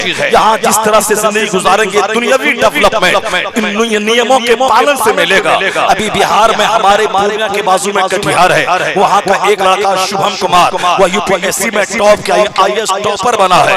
بہار اور جھارکھنڈ کے کئی بچے ہیں۔ آج ہمارے بچے کیا شکایت کرتے ہیں کہ ہم اب ہندوؤں کے ملک میں ہم کامیاب نہیں ہو سکتے، IAS نہیں بن سکتے۔ یہ ہندوؤں کا ملک ہے جس کے پیچھے باپ نے 30-40 ہزار روپے خرچ کیا ہے، مگر وہ دہلی سے لوٹ کے آتا ہے بولتا ہے کہ ہندوؤں کا ملک ہے، نوکری نہیں ملتی ہے۔ جو انڈیا گیٹ پہ گھومتا رہا، جو قطب مینار دیکھتا رہا، جو لال قلعہ دیکھتا رہا، جو دوستوں کے پاس بیٹھ کر وہ چکن چلی کھاتا رہا، جامع مسجد ایریا میں جا کر کے صاحب وہ گوشت اڑاتا رہا، رہا, اب وہ پڑھائی لکھائی نہیں کیا, JNU میں پڑھتا ہے, وہ صرف ڈگری تو لے لیا مگر کمپٹیشن فیس کرنے کی صلاحیت پیدا نہیں ہوئی ان کے اندر میں. اب وہ اپنی کمزوری پہ پردہ ڈالنے کے لیے کیا بولتا ہے, ہندوؤں کا ملک ہے, مسلمان کو نوکری نہیں ملتی. ایک تماچا زوردار لگائیں اس بچے کو ظالم, یا بول کے میری صلاحیت کمزور ہے, میں نے محنت نہیں کی, میں نے پیسہ برباد کیا, میں نے وقت برباد کیا. ورنہ یہ بات کہ ہندو کا ملک ہے, مسلمان کو نوکری نہیں ملتی, ان سے کہیے کہ شاہ فیصل کشمیر کا جو ہندوستان میں آئیس ٹاپر رہا ہے, وہ مسلمان کا بچہ اسی ہندوستان کا ٹاپر رہا ہے. عامر سبحانی 1987 میں وہ کلمہ پڑھنے والوں کے گھرانے کا بچہ, وہ اسی ہندوستان میں آئیس ٹاپر رہا ہے, وہ کسی دوسرے ملک کا نہیں رہا ہے. اسی بار جبکہ مودی جی کی سلطنت ہے, امیر شاہ جی کے آپاس میں گریب منترالیہ ہے, اور پھر آدتیہ جوگی ناتھ کے ہاتھ میں یو پی کی کمان ہے, یعنی بہار میں مکس حکومت اس کی ہے, یعنی جو ہندوستان پہ جن کا قبضہ ہے, جن کے تعلق سے ہم بہت ساری باتیں بولتے ہیں, لیکن اسی ملک ہندوستان میں ابھی 3 دن پہلے UPSC کا ریزلٹ سامنے آیا ہے. اب بھلے ہی ٹاپر کوئی ایک غیر مسلم لڑکا کیا ہو, لیکن 25 سے 30 لڑکے ایسے ہیں جو مسلمانوں کے بچے ہیں جنہوں نے آئیس نکالا ہے, جو آئیس نکالا ہے, اب وہ DM بننے والے ہیں. یہ 25 بچے جو ہندوستان کے مسلمان فیملی سے آئے ہیں, اب وہ DM بنیں گے, 25 ڈسٹرکٹ کی نمائندگی کریں گے, اور اس وقت مودی جی کی موجودگی میں, امت شاہ کی موجودگی میں یہ 25 بچوں کو کوئی روک نہیں سکا. اس کا مطلب یہ نکلا کہ ہاں یہ بہانہ نہیں چلے گا کہ ہندو کا ملک ہے, یہ مقابلے کا پیریڈ ہے, یہ کمپٹیشن کا وقت ہے. اگر 8 گھنٹے پڑھنے سے کام نہ چلے, 16 گھنٹے اسٹڈی بڑھا دو, 16 گھنٹے پڑھنے سے کام نہ چلے, 18 گھنٹے اسٹڈی بڑھا دے. جب مقابلے میں طاقتور پہلوان ہے تو اس کو سیر کرنے کے لیے اس سے بڑا طاقتور بننا پڑے گا. یہ ہے نیم. اگر میرا بچہ محنت سے پڑھے, ان کے گارجین محنت سے پڑھائے, وقت کی قدر کرے, 18 16 گھنٹے مطالعہ کرے, اور اجمیر جا کر غریب نواز کے آستانے پہ دعا کرے کہ یا اللہ میں 18 گھنٹے پڑھنا میرا کام تھا, 99% ریزلٹ نکالنا گریجویشن میں میرا کام تھا, میں نے کیا. اب الہی تو IAS آفیسر بنا دے غریب نواز کے صدقے میں, اس کی محنت چلے گی, غریب نواز کی دعا نکلے گی, خدا کی رحمت آسمان سے اترے گی, اسے کامیاب ہونے سے کوئی نہیں روک پائے گا. ساری دنیا روکنا چاہے نہیں روک پائے گا. کامیابی حاصل کرنے کے لیے نیم کا پالن ضروری ہے. ایسا نہیں کہ میں ڈگری حاصل نہ کروں اور میں چاہوں کہ اللہ چاہے گا تو ہو جائے گا. اللہ ہی کا فرمان ہے کہ زمین پہ پھیل جا, اللہ ہی کا فرمان ہے کہ محنت مشقت کر کے روزی تلاش کر, روزی میں دوں گا اللہ کہتا ہے, مگر فانتشروا فی الارض, زمین میں تم پھیل جاؤ, محنت کرو, تم اپنے آپ کو کوڑھی بنا کے مت رکھو, سست مت بن جاؤ. روزی دوں گا میں, تم کھیت میں پھیل جاؤ, تم دکان میں بیٹھ جاؤ, تم تجارت کے لیے اپنے ملک سے بے وطن ہو جاؤ, تم زمین پہ پھیل جاؤ, روزی میں دوں گا. جیسی تیری محنت ہوگی میں روزی دوں گا. تیری محنت کو دیکھ کر نہیں, میں اپنے فضل سے روزی دوں گا.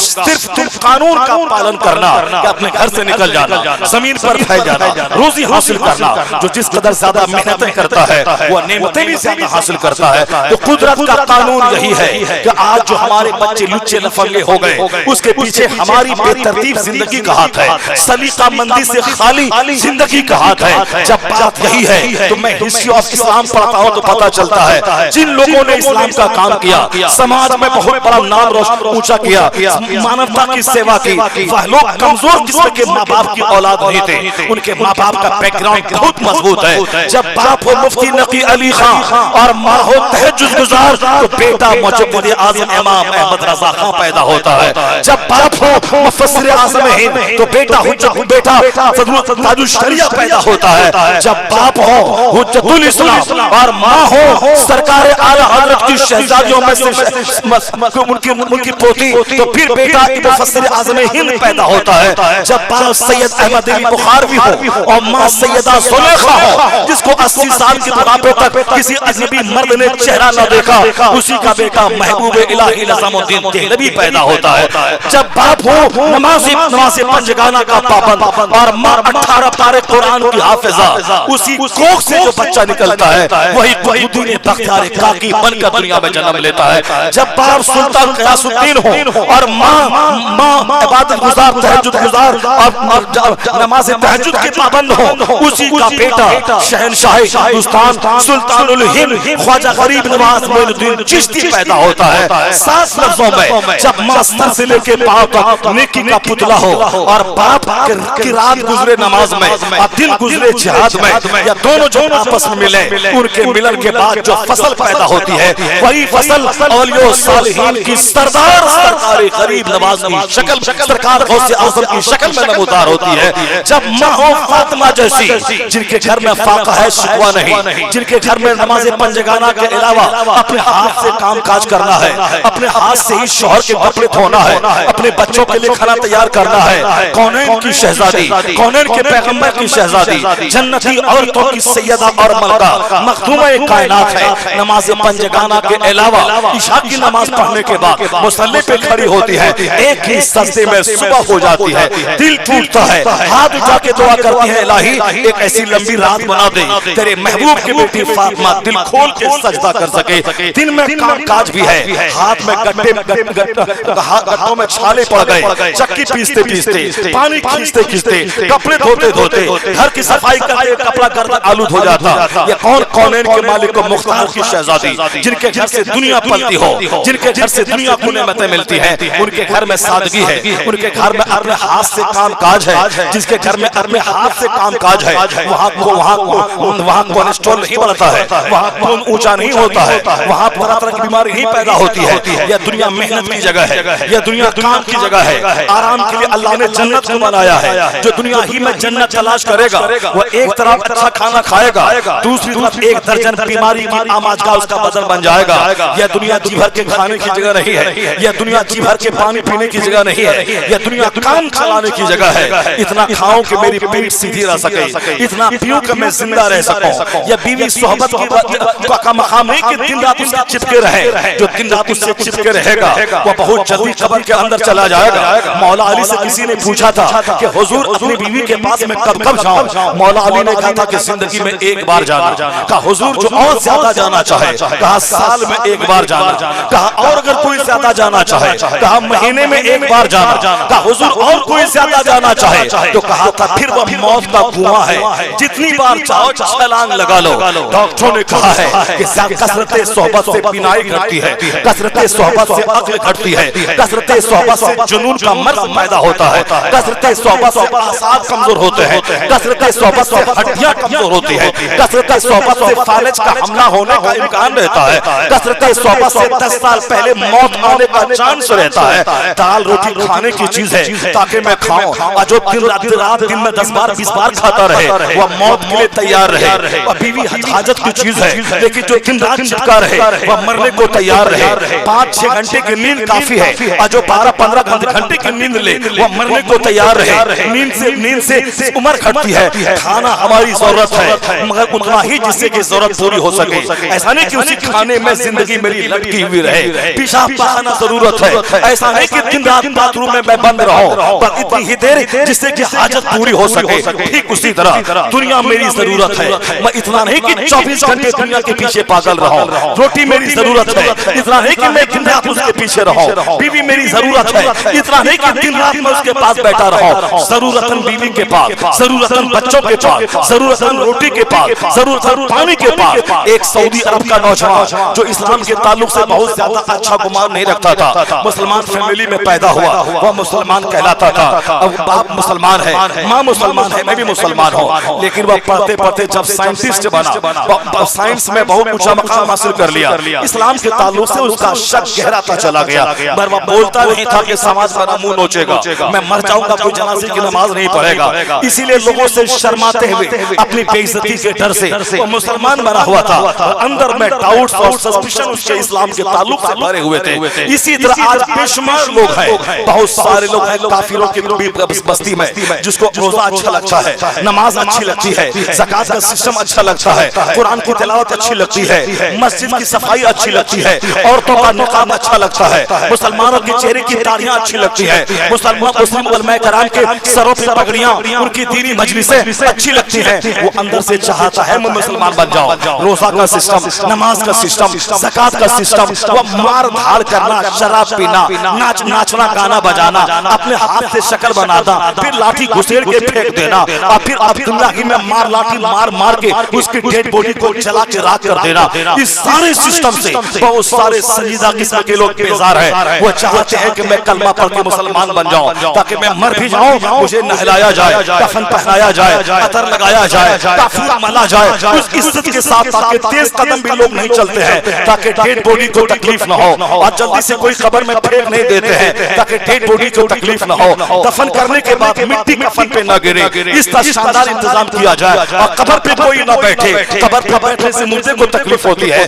یہ سارا سسٹم تجہیز و تکفین کا بہت سارے غیر مسلم کے سینے میں طوفان ہے، میں کلمہ پڑھ کے مومن بن جاؤں، لیکن سماج کا ڈر، سوسائٹی کا ڈر، داماد کا ڈر، بیٹی کا ڈر، یہ سارا ڈر ہے جو اس کو کلمہ پڑھنے سے روک دیتا ہے۔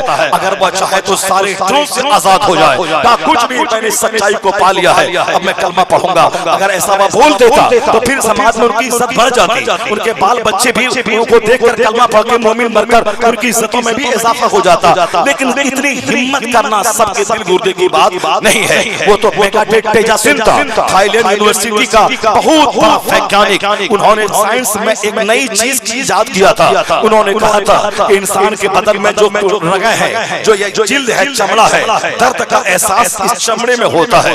انہوں نے پہلی بار دنیا کے سامنے اپنی تحقیق رکھی کہ اگر میں سوئی گزارتا ہوں تو چمڑے کی حد تک جب تک سوئی رہتی ہے اس وقت تک درد ہوتا ہے، لیکن وہی سوئی گوشت میں پہنچ جائے درد کا احساس نہیں ہوتا ہے۔ یہ جلد بدن کا لباس ہے، ڈریس ہے، اور اسی جلد میں چبھن اور تکلیف کا، درد کا احساس ہوتا ہے، یعنی فیلنگ آف پین اس کی چمڑے میں ہوتا ہے۔ دنیا کے سائنسدانوں نے قبول کر لیا اس کو، ہاں واقعی سچ بات ہے، انہوں نے تجربہ کر کے بتا دیا۔ مسلم ممالک میں سے ایک ملک میں غالباً ریاض میں مسلم دانشوروں کی ایک سیمینار تھی، اس میں دنیا بھر کے بہت سارے کافر دانشوروں کو بھی بلایا گیا تھا، اور ان کے سامنے قرآن اور احادیث کے اعزاز ان کے سامنے رکھے گئے کہ جو آج تحقیق کی جا رہی ہے قرآن کریم کی آیتوں اور حدیث کی روایتوں میں، اس کی روشنی میں ڈھونڈا جائے کہ 1400 سال پہلے نہ سائنس کا نام دنیا جانتی تھی، کس طرح اسی تحقیق کی بات اس میں موجود ہے۔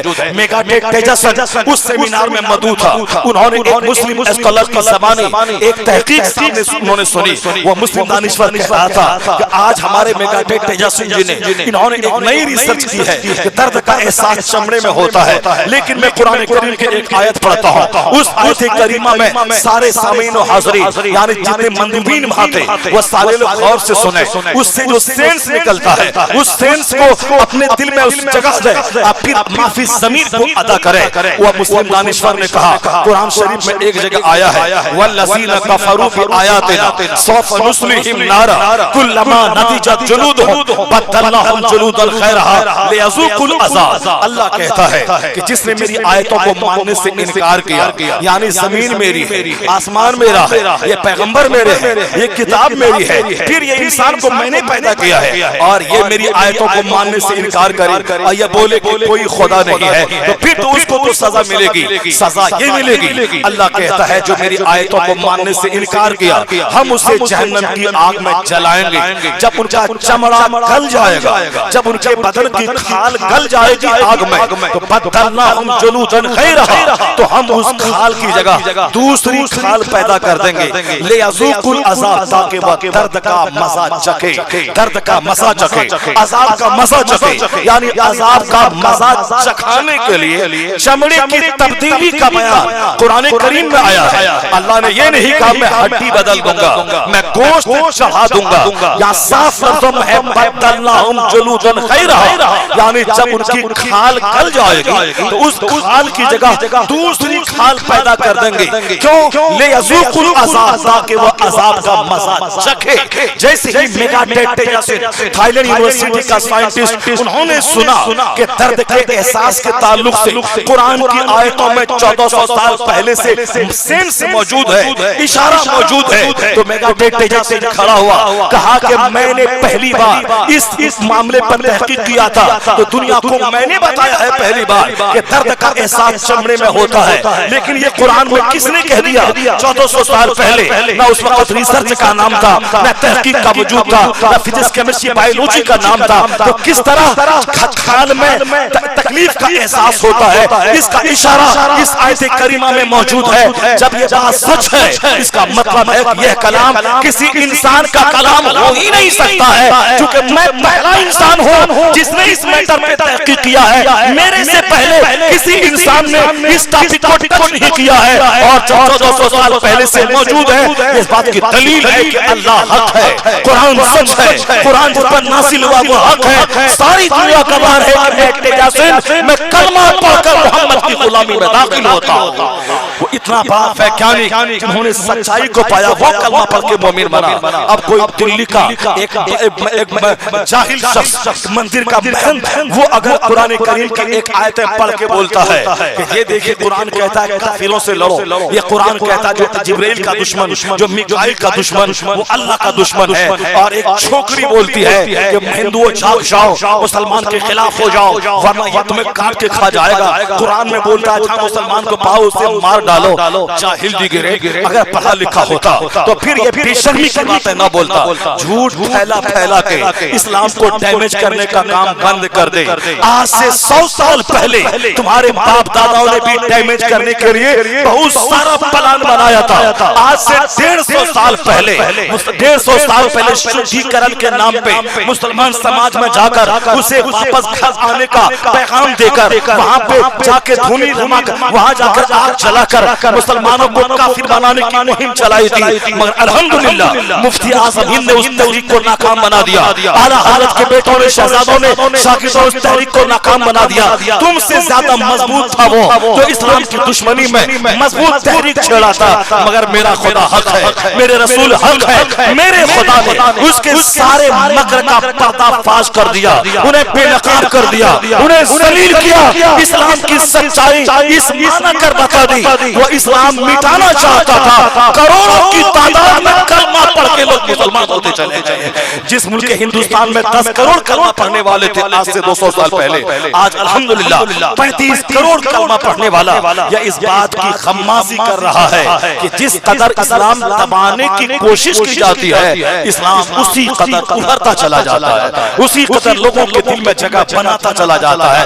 یہ چند سکے کمانے کے لیے جھوٹ کا کاروبار کرنے والا کہ جبرائیل کا دشمن. یہ بتائیے آپ لوگوں میں سے کوئی جبرائیل کو مانتا ہے کیا, جبرائیل کو جانتا ہے کیا؟ نہیں جانتے ہیں. تو پھر یہ بولتا ہے قرآن کریم جو جبرائیل کا دشمن ہے وہ اللہ کا دشمن ہے, اس کو دردناک عذاب دیں گے. یہ ہم کو مارنے کا پیغام قرآن دیتا ہے. جو بات وسیم رضوی نے کہا تھا وہی بات یہ چھوکری بول رہی ہے اور بہت سارے لوگ بول رہے ہیں. ان لوگوں کو چاہیے تھا قرآن غور سے پڑھتا, سچائی کے قریب ہو کے پڑھتا. جن دانشوروں نے قرآن سمجھا ہے اس کی روشنی میں قرآن پڑھتا تب وہ قرآن سمجھ جاتا. جبرائیل کا دشمن وہ تو ایک بات تھی. کسی نے کہا کہ میں جبرائیل کو میکائیل کو مانوں گا, جبرائیل کو نہیں مانوں گا. تو اللہ نے ان کو بتایا کہ سارے فرشتے اللہ کے ہیں, ایک کو ماننا دوسرے کو چھوڑنا یہ اسلام نہیں ہے. ماننا ہے سارے فرشتوں پر ایمان لانا پڑے گا.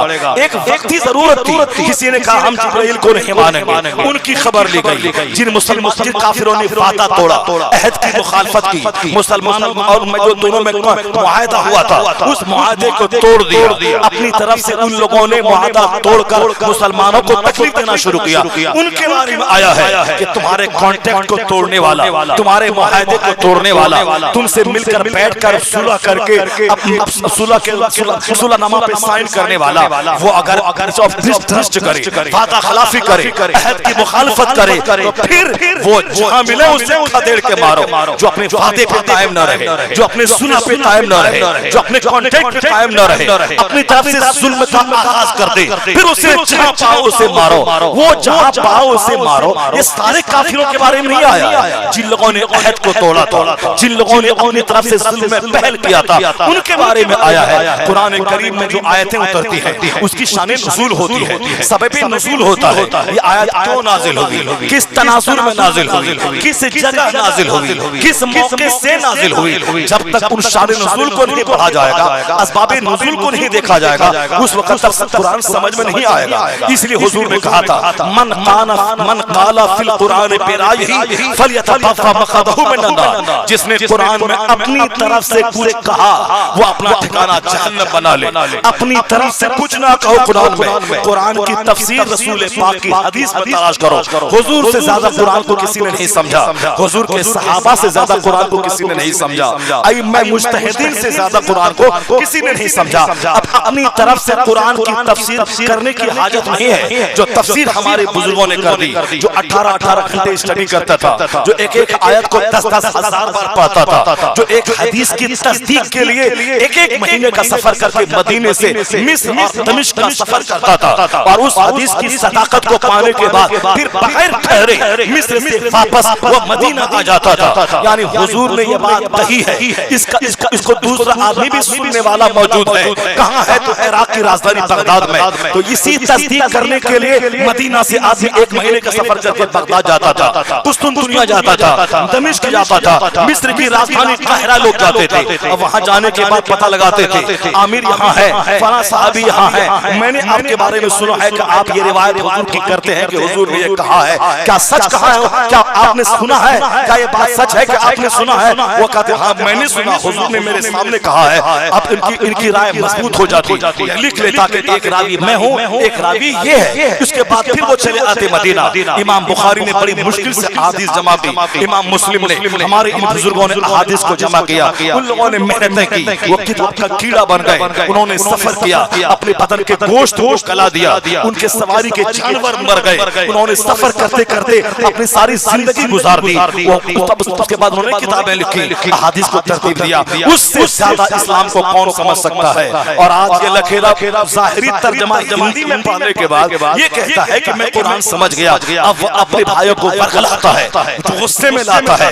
یہ مسلمان اسلام کا دشمن ہے اور یہ دنیا کے سارے مسلمانوں کو مارنا چاہتا ہے. ظالم جہاں مٹھی بھر کافر تھے اور 99% مسلمان تھا, وہاں ان کافروں کی زندگی آرام سے گزرتی تھی. یہاں تک عمر فاروق اعظم کا جلال دنیا میں مشہور ہے. ان کے زمانے میں ایک یہودی جو بڑھاپے میں نوکری کر کے اپنے مالک کا قرض ادا کرتا تھا, عمر فاروق اعظم کے سامنے جب بات آئی, انہوں نے اس یہودی بوڑھے کا پینشن یعنی بڑھاپے کا وظیفہ جاری کر دیا. وہ فاروق اعظم جو یہودی بوڑھے کا پینشن جاری کیا ہو, وہ فاروق اعظم جو حاملہ عورت کا وظیفہ جاری کیا ہو, وہ فاروق اعظم جس نے دودھ پلانے والی عورتوں کا وظیفہ جاری کیا ہو, جنہوں نے کافروں کے راہبوں گرجا میں رہنے والے لوگوں کی راحت کا خیال کیا ہو. اگر فاروق اعظم چاہتے تو سب کو ایک طرف سے کاٹ دیتے. ان کے پاس خود طاقت تھی, ان کے پاس فوج کی طاقت تھی, لیکن نہیں. ایک ضعیف بوڑھا یہودی جو کمانے کے قابل نہ تھا, وہ اپنے مالک کا قرضہ کیسے چکاتا, ان کا وظیفہ فاروق اعظم نے جاری فرما دیا. تو ہمارا اسلام ظلم کا پیغام کبھی نہیں دیتا. یہ تم نے اپنا الو سیدھا کرنے کے لیے, اپنے لوگوں میں ہیرو بننے کے لیے, اپنے لوگوں کو فرحلانے کے لیے, چند سکے کما کے لینڈ کرویشر 1.5 کروڑ کی کار خریدنے کے لیے, مہند کا پجاری بن کر گھیروا کپڑا لنگی اور چادر اوڑھ کر گھروں میں کھیلنے کے لیے, ان لوگوں کو الو بنانے کے لیے, اپنے ہاں ایک درجن قیمتی کاریں خریدنے کے لیے, اور پھر وہ جہاں پیسوں کی فراوانی ہو وہاں بلاತ್ಕಾರ بھی ہوتا ہے, وہاں سوسائڈ بھی ہوتا ہے, وہاں خودکشی بھی ہوتی ہے. جہاں دولتوں کی فراوانی ہو وہاں اور پھر پوجا کے نام پہ پھر وہاں زنا تو ہوگا, بدکاری تو ہوگی, خودکشی تو ہوگی, وہاں ڈرامہ تو ہوگا, دنیا داری تو ہوگی, وہاں گنڈا گردی تو ہوگی. جو ساری چیزیں ہو رہی ہے اور یہ چلا ہے گنڈا اسلام پہ حملہ کرنے, قرآن پہ حملہ کرنے. قرآن کو جو بھی قاعدے سے سمجھ جائے گا, یقین جانے اگر وہ قاعدے سے پڑھ لیا تو آدھا ایمان تو اس کے سینے میں داخل ہو ہی جائے گا. اور اگر کسی نیک لوگوں کی رہنمائی میں پڑھ لیا وہ یہی بولے گا قرآن اللہ کی کتاب سچ ہے, ان کا پیغام سچ ہے, اس کا میسج سچ ہے. میں دل کی گہرائی سے قرآن کو تسلیم کرتا ہوں, اللہ پر ایمان لاتا ہوں, وہ کلمہ پڑھتا جائے گا, مسلمان بنتا چلا جائے گا. یہاں تک کہ آج سے 100 سال کے بعد یہ چھوکرے جو کہتے ہیں اسلام کو میں مٹا دوں گا, بھگا دوں گا, اگر وہ بھی زندہ رہا میں بھی زندہ رہا, دیکھ لیں گے پوری دنیا میں الحمدللہ جس طرح آج سے 500 سال پہلے ہر جگہوں پہ اسلامی پرچم لہراتا تھا, اسی طرح آنے والے 200-300 سال کے بعد بھی ساری دنیا ہوگی اور ساری دنیا میں اسلامی عظمت کا پرچم لہرائے گا۔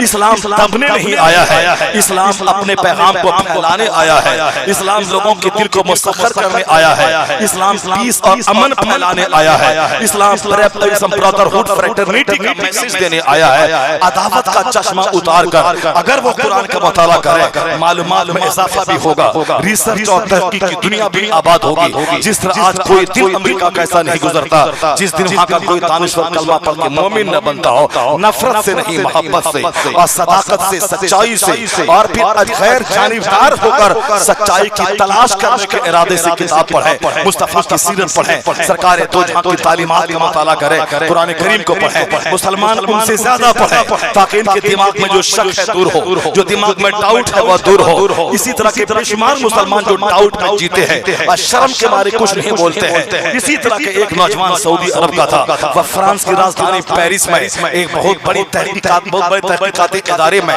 وہ مزید سائنس سیکھنے کے لیے گیا۔ اس تحقیقاتی ادارے کا ایک بڑا سائنسداں جب ان کے پاس وہ گیا انٹرویو دینے کے لیے، انہوں نے پوچھا کہ تمہارا مذہب کیا ہے؟ کہا اسلام۔ تیرے پیغمبر کا نام کیا ہے؟ کہا محمد عربی۔ مگر میں دل کی گہرائی سے ان کو میں تسلیم نہیں کرتا ہوں، ان کی ساری بات کو میں نہیں مانتا ہوں۔ لوگ ان کو کہتے ہیں سب سے بڑا، مگر میں سب سے بڑا نہیں مانتا ہوں۔ بڑے بڑے ویگیانک ہیں، بڑے بڑے سائنٹسٹ ہیں، انہوں نے اپنی بات کی۔ وہ فرانس کا کرسچن سائنٹسٹ، اس کا چہرہ غصے سے تمتما گیا۔ یہ مسلمان ملک سے آیا ہے، یہ مسلمان فیملی سے آیا ہے، اپنا نام مسلمان بتا رہا ہے، لیکن یہ شخص اپنے پیغمبر کو نہیں جانتا۔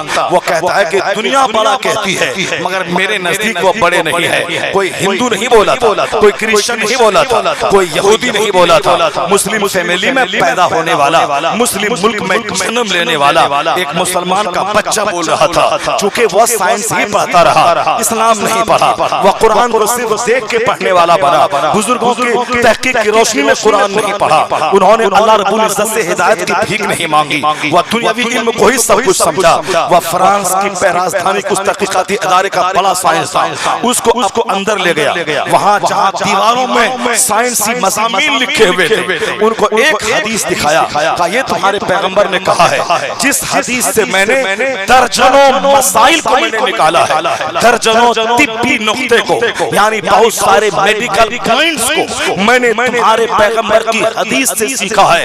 وہ حدیث کیا تھی؟ وہ دیوار میں لکھی ہوئی تھی، وہ حدیث یہ تھی، اسلام کے پیغمبر نے کہا تھا کہ سب سے برا برتن جو بھرا جائے وہ انسان کا پیٹ ہے، سب سے برا برتن جس کو بھرا جاتا ہے وہ انسان کا پیٹ ہے، یعنی اس کو بھرنا اس کا مطلب ہے کہ ایک برا برتن ہے جس کو بھرا جاتا ہے۔ اس ویگیانک نے کیا لکھا تھا؟ تیرے پیغمبر نے کہا ہے سب سے برا برتن جو بھرا جاتا ہے وہ پیٹ ہے۔ اگر پیٹ بھرنا ہی ہے تو پیٹ کے 3 حصے کر دینا چاہیے، ایک حصہ کھانے کے لیے، ایک حصہ پانی کے لیے اور ایک حصہ سانس لینے کے لیے، ایک حصہ سانس لینے کے لیے۔ کہا تھا کہ میں نے تمہارے پیغمبر کی حدیث کو اس دور سائنس، اس تحقیقات کے زمانے میں نے اس کو میڈیکل کا سب سے بڑا نسخہ میں نے مانا ہے۔ آج بیماریاں جتنی بھی ہیں دنیا میں، اکثر بیماری کا سمبند معدہ سے ہے، پیٹ سے ہے، اکثر بیماریاں پیٹ کی پیداوار ہے، پیٹ کی پیداوار ہے۔ آج لوگ تحقیق اس پر کر رہے ہیں، لیکن تیرے پیغمبر نے کتنی سادگی سے اور کتنی صفائی سے 1400 سال پہلے یہ بات کہہ دی کہ سب سے برا برتن آدمی کا پیٹ ہے جس کو بھرا جاتا ہے۔ اگر بھرنا ہی ہے تو پیٹ کے 3 حصے کر دیں، یعنی آدھا کھائیں، ایک حصہ کھائیں، 1/3 پانی پئیں، 1/3 سانس لینے کے لیے چھوڑ دیں۔ انہوں نے کہا میڈیکل کا بڑا نسخہ ہے، ہارٹ کی بیماری سے بچنا ہے کھانے پینے پہ کنٹرول، برین ہیمریج سے بچنا ہے کھانے پینے پہ کنٹرول، اگر گیس کے مرض سے بچنا ہے کھانے پینے پہ کنٹرول۔ یعنی حضور کی ایک حدیث ہے، اس سے درجنوں میڈیکل پوائنٹس نکلے ہیں، اور تم بولتا ہے کہ میں مصطفیٰ کا قرآن نہیں مانتا، میں جس کے پاس تو پڑھنے آیا ہے، مزید علم سیکھنے آیا ہے، میں یہ کہتا ہوں کہ روئے زمین پر سب سے بڑا طبیب، سب سے بڑا معلم اگر کوئی ذات ہے تو محمد عربی کی ذات گرامی۔ یہ جملہ اگر کوئی پیر بول دیا ہوتا تو کہتا عقیدت میں بول رہا ہے، یہ جملہ کوئی مولانا بولتا تو کہتا کہ محبت میں آگے غلو کر رہا ہے، یہ جملہ کوئی مسلمان بولتا تو لوگ کہتے اپنے پیغمبر کی شان میں یہ تعریف کرتے ہوئے جملہ بول رہا ہے۔ لیکن یہ جملہ کون بول رہا ہے؟ اپنے وقت کا بہت بڑا پڑھا لکھا انسان، اپنے وقت کا ایک بڑا کرسچن، اپنے وقت کا ایک بڑا साइंटिस्ट बोल रहा है, वो कहता है कि मैंने इस हदीस को तुम्हारे पैगंबर की इस टीचिंग में की रोशनी में बहुत सारे मेडिकल के मैंने नुस्खे हासिल किए हैं और सच मुस्तफा ने फरमाया आज आदमी अगर इस हदीस पर अमल कर ले, यानी भूख से एक तिहाई खाना खाए, एक तिहाई पानी पिए, एक तिहाई सांस के लिए छोड़ दे, आज जो कोलेस्ट्रॉल की बीमारी, खून निकलने की बीमारी और बेशुमार अमराज है, जोड़ गठिया अमराज, ये सारे मर्ज का संबंध पेट से है। पेट खराब रहा, यूरिक एसिड का मर्ज होता है, पेट खराब रहा, जोड़ के दर्द का दर्द होता है, पेट खराब रहा, यूरिन और स्टूल की डिजीज हो जाती है। मुस्तफा वो बीमार का इलाज करने नहीं आए थे, हुजूर कोई डॉक्टर का नाम नहीं था, हुजूर तबीब है, इंसान उनका टॉपिक है, इंसान को हिदायत देने, अल्लाह का रास्ता बताने, जन्नत का रास्ता बताने, अखलाक सिखाने, अल्लाह की तालीम लोगों तक पहुंचाने आए थे। लेकिन तालीमात कुरानी में, तालीमात खुदाबंदी में ऐसे फवाइद पिना है कि जन्नत भी मिल जाएगी, खुदा की मार्फत का नूर भी मिल जाएगा, और जो उस पर अमल करे जन्नत वहां मिलेगी, सेहत और तंदुरुस्ती जहां मिल जाएगी, उसमें दुनिया और आखिरत के सारे फवाइद उसमें पिना है। ये बात आ गई है एक जुमले मोतरज़ा के तौर पर, तमहीदी तौर पर मैंने मज़हब इस्लाम की इज्जत और अज़मत के ताल्लुक से मैंने एक बात सामने रख दी, चूंकि आज मुस्लिम सोसाइटी का जो माहौल है, जो मौलाना 25 साल से कुरान पढ़ रहे हैं वो अभी ठीक से कुरान समझ नहीं पाते, वो अपने बड़ों की तफसीर पढ़ते हैं, वो एक आयत की तफसीर पढ़ने के लिए कभी वो कंजुल ईमान का सहारा लेते हैं, कभी कंजुल इरफान का सहारा लेते हैं, कभी खजानुल इरफान का सहारा लेते हैं, कभी वो तफसीर जलालैन का सहारा लेते हैं, उससे प्यास न बुझे तफसीर इब्न कसीर का सहारा लेते हैं, उससे प्यास न बुझे तफसीर जुमल का सहारा लेते हैं, यानी तफसीर की किताबों को खंगाल डालते हैं। वो अहादीस ढूंढने के लिए सहाय सित्ता के अलावा कंजुल उम्माल का सहारा लेते हैं, तरगीब व तरहीब का सहारा लेते हैं, अल मुअज्जमुल औसत का सहारा लेते हैं, मुस्लिम का सहारा लेते हैं, असान और मुसन्नफ का सहारा लेते हैं, यानी ये किताब का कीड़ा फिर भी बोलता है कि मुझको तो समझ नहीं आता। अलबत्ता शाम में एक बहुत बड़े जबरदस्त आलिम हैं, उनसे मैं राब्ता करता हूँ, जैसे आला हजरत के जमाने में हिंदुस्तान में दुनिया भर के सबसे बड़े आलिम आला हजरत, जिनके पास अमेरिका से फतवा आता, चाइना से फतवा आता, ऑस्ट्रेलिया से फतवा आता, हिंदुस्तान के सारे स्टेट और अजला से फतवा आते, यानी वो मर जाए उलमा थे, उलमा कराम उससे रुजू फरमाते थे। फतवा रज़विया आज उलमा कराम भी कमाल समझ नहीं पाते हैं, अवाम उन्नास के पल्ले क्या पड़ेगी, आज उसकी तखरीज हो रही है, तशरीह हो रही है, आम फहम अल्फाज में फतवा रज़विया को अवाम तक पहुंचाने का काम हो रहा है। आला हजरत मर जाए उलमा थे, हजारों आलिम जिस मसले को समझ नहीं पाते वो आला हजरत से रुजू फरमाते थे। 25-30 साल पढ़ने के बाद अपने से बड़ों की तरफ रुजू करना पड़ता है। या स्कूल कॉलेज में पढ़ा, 3 दिन हिंदी में कुरान पढ़ा, अब वह कुरान को समझने का दावा कर लेता है। नहीं, किसी मौलवी मुल्ला की जरूरत नहीं है, बल्कि कुरान हम अपने से समझ लेंगे। नतीजे में फितने पैदा हो गए, आलिम के खिलाफ माहौल पैदा हो गया, आलिम के खिलाफ माहौल पैदा हो गया। अब बोलता हम इस मौलवी को नहीं मानते, हम नमाज पढ़ लेंगे उनके पीछे, और उसकी सारी बात नहीं मानेंगे। जो आलिम से बगावत करेगा, आलिम कुरान भी बोलेगा, ये बोलेगा झूठ बोल रहा है। आलिम से नफरत जो करेगा, आलिम हदीस भी बोलेगा, ये बोलेगा वो झूठ बोल रहा है। तो आलिम की नफरत हदीस कुरान से दूर करती है, आलिम की नफरत आदमी को कुफ्र के करीब ले जाती है। इसलिए आलिमों से मोहब्बत करने को कहा गया कि आलिम जो भी बोलेगा कुरान हदीस बोलेगा, कुरान हदीस का मफहूम बोलेगा। मोहब्बत जितनी पुख्ता होगी, दीन पर चलने का जज्बा उसका बेदार होता चला जाएगा। आज हमारी जहालत ने, हमारे बच्चों की आवारगी ने इस्लाम को कमजोर किया। काफिर एक हदीस से 50 मसाइल निकाल रहा है, और मेरे बेटे को हदीस समझ में नहीं आती, कुरान समझ में नहीं आता, मस्जिद समझ में नहीं आती, खानका समझ में नहीं आती, अल्लाह का कानून समझ में नहीं आता। इसलिए हमारा लुच्चा बच्चा बाल कैसे रखना है वह फिल्म के एक्टर को देखता है, कपड़ा कैसे पहनना है वो किसी लीडर को देखता है। मेरी माँ बहन बेटियां जो कुरान न सीखती है, न समझना चाहती है, वह चेहरे के दाढ़ी को बोझ समझती है कि मौलाना से मेरी शादी न हो जाए।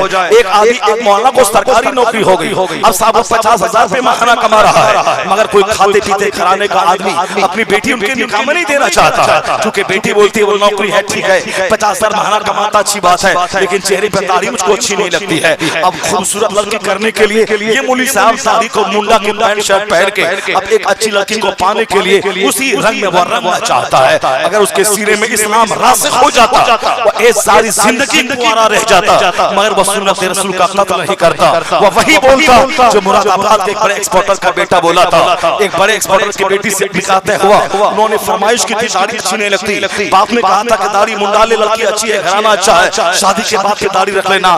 لڑکے نے کہا تھا کہ میں زندگی بھر کنوارا رہ جاؤں گا، یہ گوارا ہے، بس سنت رسول کا قدر یہ مجھ کو گوارا نہیں ہے۔ عالموں کے پاس آتے جاتے، نیک لوگوں کی محفل میں اٹھتے بیٹھتے، کب تک میں زندہ رہنا ہے۔ ابھی میرے گاؤں کا ایک آئیس کی تیاری کرنے والا لڑکا جو آئیس میں بیٹھنے والا تھا اور ITI انجینئر بننے کے بعد دلی میں تیاری کر رہا تھا، میں اسی ماہ رمضان میں وہ بیمار پڑا، دلی میں بخار ہلکا سے آیا، پیراسیٹامول کھا لیا تاکہ اسے فلائٹ سے اسے باغ ڈوگرا آنا تھا، لیکن پیراسیٹامول کھانے کے بعد اندر سے کورونا پوزیٹیو ہو چکا تھا۔ پیراسیٹامول کھایا، پلس ریٹ گھٹتا چلا گیا، ہر آتے آتے آکسیجن کی حاجت پڑ گئی، ہاسپٹل میں اسے بھرتی کروایا گیا۔ 19 دن کے بعد اس کی ڈیڈ باڈی ہاسپٹل سے نکلی۔ اب یہ بتائیں کہ وہ بیٹا جو ماں کی امیدوں کا تنہا مرکز تھا، جو بالکل DM بننے کے قریب پہنچ چکا تھا، بہت زیادہ ہائیلی کوالیفائڈ اور صحیح اور جینیس لڑکا، شرافت بھی بڑی تھی اس کے اندر میں، لیکن وہ DM بننے سے پہلے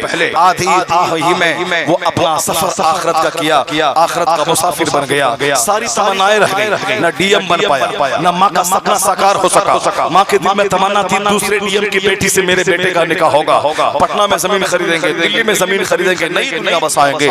آدمی پلان تو بہت بناتا، لیکن کل کیا ہوگا، پرسوں کیا ہوگا۔ ایک بچہ DM بننے کی تیاری بھی کرتا رہا، نماز روزے کی پابندی کے ساتھ کرتا رہا، اگر وہ DM نہیں بن پایا، راستے ہی میں مر گیا، تو کم سے کم ایمان تو ساتھ لے جا رہا ہے، نماز روزے کی نعمت تو ساتھ میں ہے، اب دنیا نہیں ملی، اور وہ جنت کا مسافر تو بن گیا۔ اور اگر وہ صرف DM بننے کی تو کوشش میں نماز روزہ چھوڑ کر DM بننے کی کوشش کرتا رہا، DM بن بھی گیا، 10 لاکھ مہینہ کما بھی لیا، تو کتنے دن تک نوکری کرے گا وہ؟ 25-30 سال تک پڑھنے میں لگایا، اب 30 سال تک نوکری کرے گا، 60-62 سال کے بعد ریٹائرمنٹ لے کے گھر میں موت کا انتظار کرے گا، پھر 1 درجن بیماری کا علاج کراتے ایک دن روح کا رشتہ ٹوٹے گا اور وہ مر جائے گا۔ پھر یہ 25-30 سال تک دماغ جلا کے پڑھنا، یہ 25-30 سال تک ٹینشن میں رہ کے نوکری کرنا، رزلٹ کیا نکلا؟ تو ساری دولت بال بچوں کو چھوڑ گیا، اپنے ذمہ کیا رہا؟ وہی 60 سال کی جو نمازیں قضا کیا، ایک وقت کی نماز چھوڑنا حرام اور گناہ کبیرہ تھا، جس طرح زنا کرنا حرام، اسی طرح نماز پنجگانہ چھوڑنا حرام۔ اب بعض نقطہ نظر سے زنا کرنے سے بڑا گناہ ہے 5 وقت کی نماز چھوڑنا، نماز پڑھنا فرض اعظم ہے، نماز چھوڑنا گناہ اعظم ہے۔ یہ نماز چھوڑتا رہا، DM بن گیا، اس کے بعد موت کے منہ میں گیا، DM بن کے 7 دن زندہ نہیں رہے گا، 7 دن دولت کا فائدہ نہیں اٹھائے گا، بلکہ وہ دنیا چھوڑ کے جانا ہی ہو، چاہے 70 سال میں ہو، چاہے 80 سال میں ہو، نہ دنیا ملی، سکون نہیں ملا اور آخرت بھی نہیں ملی۔ اور جو دین کے سائے میں ڈھل کر DM بنتا رہا، IS آفیسر بنا، اگر وہ راستے میں مر جاتا ہے تو کم سے کم دنیا نہ ملی، آخرت تو ہاتھ میں ہے، ایمان تو ہاتھ میں ہے، نماز روزہ تو ہاتھ میں ہے، اور اگر نماز روزے کے سائے میں DM بھی بن گیا تو دنیا بھی مل گئی، آخرت بھی مل گئی۔ جب تک دنیا کے دن تھا نماز روزے کے ساتھ آرام بھی کرتا رہا، جب روح کا رشتہ ٹوٹا ہے سیدھے جنت الفردوس کا مسافر بن گیا۔ تو دین کے سائے میں IS آفیسر بننا، ماسٹر بننا، داروغہ بننا، کاشتکار بننا، ٹیچر بننا، بزنس مین بننا، اگر یہ ہے تو تب تو ٹھیک ہے، اگر دین سے ہٹ کے وہ 50 ارب روپے کما لے، 100 ایکڑ زمین خرید لے، 50 شہر میں 50 بنگلہ بنا لے، اس کی حیثیت ایک ذرے ناچی سے بھی کمتر ہے، چونکہ 100 دن وہ دنیا میں عیش نہیں کر پائے گا، مرنے کے بعد کا ایک دن 50,000 سال کا ہے، آخرت نہیں ہے، وہ پردھان منتری بننے کے بعد بھی وہ زیرو ہے۔ اور اگر کوئی گاؤں کا کاشتکار دانے دانے کو تڑپے اور ایمان سلامت ہے، نماز روزے سلامت ہے، دنیا میں ایک گھر تک نہیں بنا پایا، لیکن کب تک دنیا میں گھر بنانے کے بعد رہتا؟ 60-70 سال کے بعد مر گیا، یہ 70 سال 1 منٹ کی زندگی تھی، وہ ختم ہو گئی، اب خربوں سال جنت کی نعمتیں اس پہ نشاور ہو جائیں گی۔ اللہ ایک ایک مصیبت کو یاد دلا کے حور و غلمان جنت کی نعمتوں پر نشاور کرے گا، یہ نعمت فلاں مصیبت کے بدلے، یہ حور و غلمان فلاں تکلیف کے بدلے، ایک ایک مصیبت کو یاد دلا کر سونے چاندی کا مکان دیا جائے گا، 70 حوریں دی جائیں گی۔ اس وقت وہی تمنا کرے گا کہ جو دنیا میں ایک روٹی ملی تھی وہ روٹی بھی نہیں ملتی، تو آج جنت کی نعمتوں میں اور مزید اضافہ ہوگا۔ یعنی دنیا نہیں ملی آخرت تو مل جاتی. ایک طرف دنیا ہے ایک طرف آخرت ہے. مخدومہ کائنات سیدہ فاطمہ الزہرا اپنے ہاتھ سے کام کرتی تھی, اپنے ہاتھ سے آٹے گوندتی تھی, اپنے ہاتھ سے کپڑے صاف کرتی تھی, محنت و مشقت کا پتلا تھی. اور عبادت کا یہ عالم ہے کہ رات میں عشاء کے بعد نفل نماز جو فرض واجب نہیں ہے, فرض ہے ظہر مغرب عشاء فجر, یہ فرض کو چھوڑ کر کوئی شعبان کی 15ویں رات میں 1,00,000 رکعت پڑھ لے, فرض کو چھوڑ کر کوئی رجب کی 27ویں تاریخ میں 1,00,000 رکعت نماز پڑھ لے, فرض کو چھوڑ کر کوئی شب قدر میں 1,000 رکعت پڑھ لے, کوئی نماز قبول نہ ہوگی, کیونکہ کوئی نفل قبول نہیں ہوتا جب تک کہ وہ فرض نہ ادا کرے. فرض کے ساتھ میں وہ نفل ادا کیا ہے, تب یہ دونوں مل کر اس کے درجات کو بلند کر دے گا. اگر کسی نے 50,000 روپے زکات کی نکال دیا, اس کے بعد وہ 50 روپے نفل صدقہ کیا, یعنی فرض نہیں تھا مگر وہ کیا, یہ نفل فرض سے مل کے اس کی نیکی کو وزنی بنا دے گا.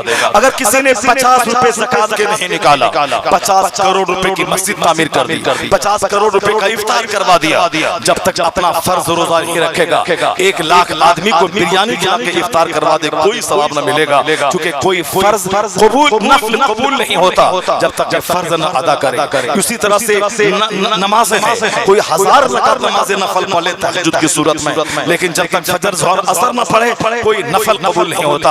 اس کو ہمیشہ گرہ باندھ کے آپ رکھ لیں. بہت سارے لوگ غلطیاں اس معنی میں کرتے ہیں کہ ہم نے افطار کروا دیا, جنت کی بشارت ہمارے لیے ہے, ہم دوسرے کو عمرہ کروا دیا, ہم جنت چلے جائیں گے.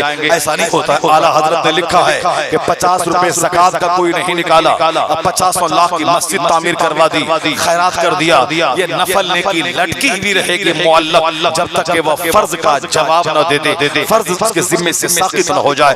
یہ پوائنٹ اگر رہے گا تو سنی جلسہ بھی کرائے گا, نماز بھی پڑھے گا, فاتحہ بھی کرے گا, نماز بھی پڑھے گا, مزارات سے حاضری بھی دے گا, نماز بھی پڑھے گا, 12ویں کا جلوس بھی نکالے گا, نماز بھی پڑھے گا, محرم کا کچا بھی کھائے گا, نماز بھی پڑھے گا, غریب نواز بھی چھٹی بھی کرے گا, نماز پڑھے گا, بریلی شریف بھی جائے گا ان سے رضا میں, نماز بھی پڑھے گا. اور یہ سینس جہاں ہٹا تو ساری نمازیں چھوڑ کر اجمیر جائے گا, راستے میں 2 دن کی ساری نمازیں قضا کر کے بریلی جائے گا, جبکہ بریلی اور اجمیر جانا فرض نہیں تھا مگر 5 وقت کی نماز پڑھنا فرض تھا, مسجد میں جانا واجب تھا, جماعت سے نماز پڑھنا واجب تھا. واجب ترک کر کے ایک نفل کی حوث میں اجمیر اور بریلی جا رہا ہے. ہاں, راستے کی ساری نمازوں کو پڑھنے کے بعد اگر بریلی جا رہا ہے تو یہ نماز فرض کی ادائیگی اور اولیاء و صالحین کی بارگاہ کی حاضری, یہ نفل اور فرض یا دونوں مل کر اس کے درجات میں اضافہ فرما دے گا, اس کی بزرگی میں اضافہ ہو جائے گا. تو جہاں فرض ہے وہاں نفل اس کو شوبھا دیتا ہے,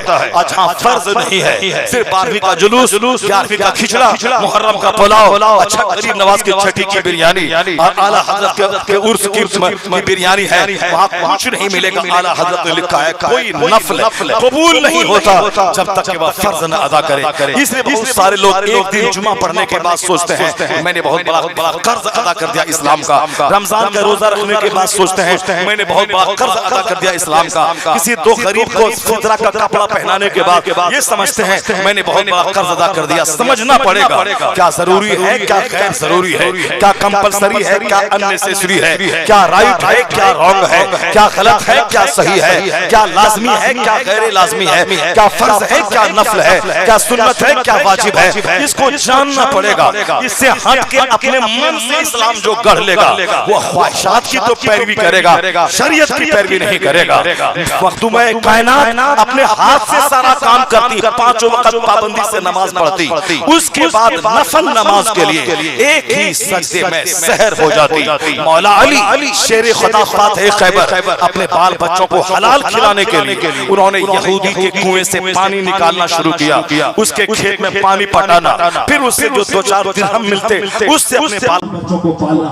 جب فاتح خیبر شیر خدا مولا علی جو جنت کی ڈھیر مردوں کے سردار ہے, مخدومہ کائنات کے شوہر نامدار ہے, حسنین کریمین کے والد گرامی ہے, انہوں نے حلال روزی کی تلاش یہودی کے کنویں سے پانی نکال کر مزدوری کر کے حلال درہم حاصل کر کے بال بچوں کو کھلایا ہے. یہاں آج کل بے عزتی محسوس کرتے ہیں لوگ مزدوری کرنا, بے عزتی محسوس کرتے ہیں حلال کاروبار کرنا, بے عزتی محسوس کرتے ہیں سبزی بیچنا, پھل فروٹ بیچنا.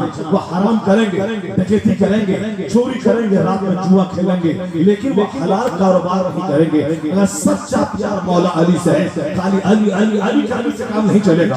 مولا علی کی زندگی دیکھنی پڑے گی, مولا علی کے کیریکٹر کو پڑھنا پڑے گا. صرف حسین حسین نہیں کرنا پڑے گا, حسین اعظم کا کیریکٹر دیکھنا پڑے گا. امام حسین کی زندگی پڑھنی پڑے گی. امام حسن اس گھر میں پیدا ہوئے تھے جس گھر میں ماں کا سجدہ, جس گھر میں باپ کا سجدہ, جس گھر میں نانا کا سجدہ, وہ سارے سجدے کی نگاہوں میں تھے.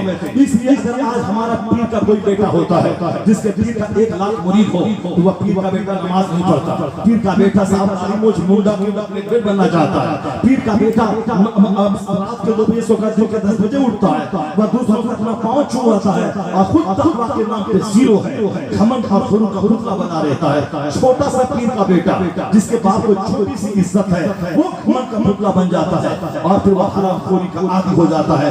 بعض وقت میں عیاش بھی ہو جاتا ہے. مفت کا پیسہ جہاں ملتا ہے وہاں تو آدمی کے بدن میں فساد کو پیدا کرتا ہے. شراب اور زنا اور جوا کی کیفیت اس کے اندر پیدا ہو جاتی ہے. جہاں پسینہ بہا کے پیسہ کمایا جاتا ہے, جہاں محنت کر کے 8 گھنٹے کے بعد پیسہ ملتا ہے, جہاں 24 گھنٹے امامت کی ملازمت کے بعد پیسہ ملتا ہے, جہاں 5 گھنٹے بچوں کو مدرسے میں پڑھانے کے بعد پیسہ ملتا ہے, جہاں پسینہ بہا کے پیسہ مزدوری سے حاصل کرتا ہے, اس پیسے کی قدر ہوتی ہے, اس پیسے میں ٹھہراؤ ہوتا ہے. وہ پیسہ کھا کے بچوں کے بھی اور دماغ اچھے ہوتے ہیں. آج ہم مفت کا پیسہ مل جائے, اجمیر کے مجاہد کے بچے وہ جیل کی سلاخوں کے پیچھے بند ہیں. کیوں؟ عیاشی اور جوا کھیلنے کے جرم میں. بہت ساری خانقاہوں میں جہاں علم نہیں ہے, جہاں صرف ہاتھ پاؤں چٹائی ہے, جہاں نہ حافظ نہ عالم نہ تقویٰ نہ پرہیزگاری نہ اشراف نہ چارج ہے, مفت کے نذرانے غریب اس کو دیتے ہیں. اب ان کا بیٹا اس نذرانے کا استعمال جینس ٹی شرٹ پہننے, نمازیں چھوڑنے, سگریٹ اڑانے اور پاک جوکر کی طرح بنانے,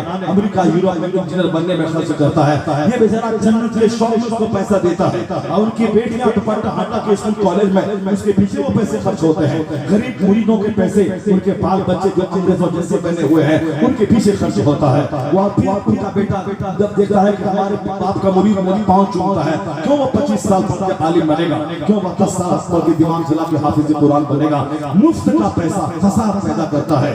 اور جہاں تقویٰ ہو, باپ کا تقویٰ, باپ کا سجدہ, باپ کا آنسو, جہاں سادگی, جہاں 2 مہینے چولہے میں آگ نہ سلگے, جہاں 3 دن کا روزہ ہے, یہودی یہاں سے قرض لا کے آٹے پھس کر اس کی روٹی تیار ہوئی ہے, آنے والا مسکین آواز دیا, ساری روٹی اٹھا کے دے دی گئی, پانی پی کے افطار ہے, دوسرا روزہ چالو ہے. دوسرے دن روٹی سے افطار کیے بیٹھے ہوئے ہیں, آیا کوئی میں یتیم ہوں مصطفیٰ کے حوالے مجھ کو ادا کر دے, روٹی اٹھا کے دے دی گئی. تیسرے دن قیدی آتا ہے, کہتا میں قیدی ہوں, بھوکا ہوں, مجھے دے دیا جائے. 3 دن کا فاقہ ہے, روزہ ہے, اور تینوں دن کی روٹیاں مسکین, یتیم اور قیدی کو دے دیا گیا. آسمان پہ دھوم مچ گئی, فرشتے مصطفیٰ کے پاس آ گئے. آپ کے گھر والے ایسے ہیں جو غریبوں مسکینوں کو کھلانے کے بعد نظر دوری کر کے کہتے ہیں میں لفظ شکریہ مجھ سے نہیں سننا چاہتا, میں تو رب کریم کی محبت میں تم کو کھانا کھلا رہا ہوں. یعنی لفظ تھینکس میں مت بولنا, شکریہ مت بولنا, میں جو مصیبت اٹھا کے 3 دن فاقہ کر کے تجھ کو کھلا رہا ہوں یہ اللہ کی محبت میں کھلا رہا ہوں, اس کا بدلہ میں رب سے چاہ رہا ہوں. جو 10 روپے دینے کے بعد 10 بار اپنے نام کو سننا چاہتے ہیں تاکہ مائک سے اور مسجد کے ممبر سے اس کا نام لیا جائے. یہ لوگ جنہوں نے ریاکاری کے نظر اپنے پیسے کو کر دیا, قیامت کے دن کے 1 پیسے کا اجر اس کو نہ ملے گا. جو دنیا میں لوگوں کی زبان سے شہرت سننے کے لیے پیسہ خرچ کیا وہ سبق حاصل کرے.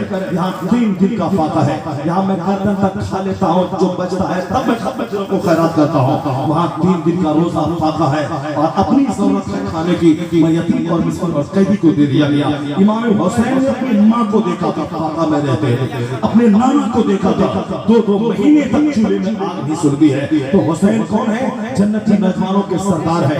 نہ ماں کون ہے؟ جنتی عورتوں کی سردار ہے. نانا کون ہے؟ جنت کے مالک و مختار ہے.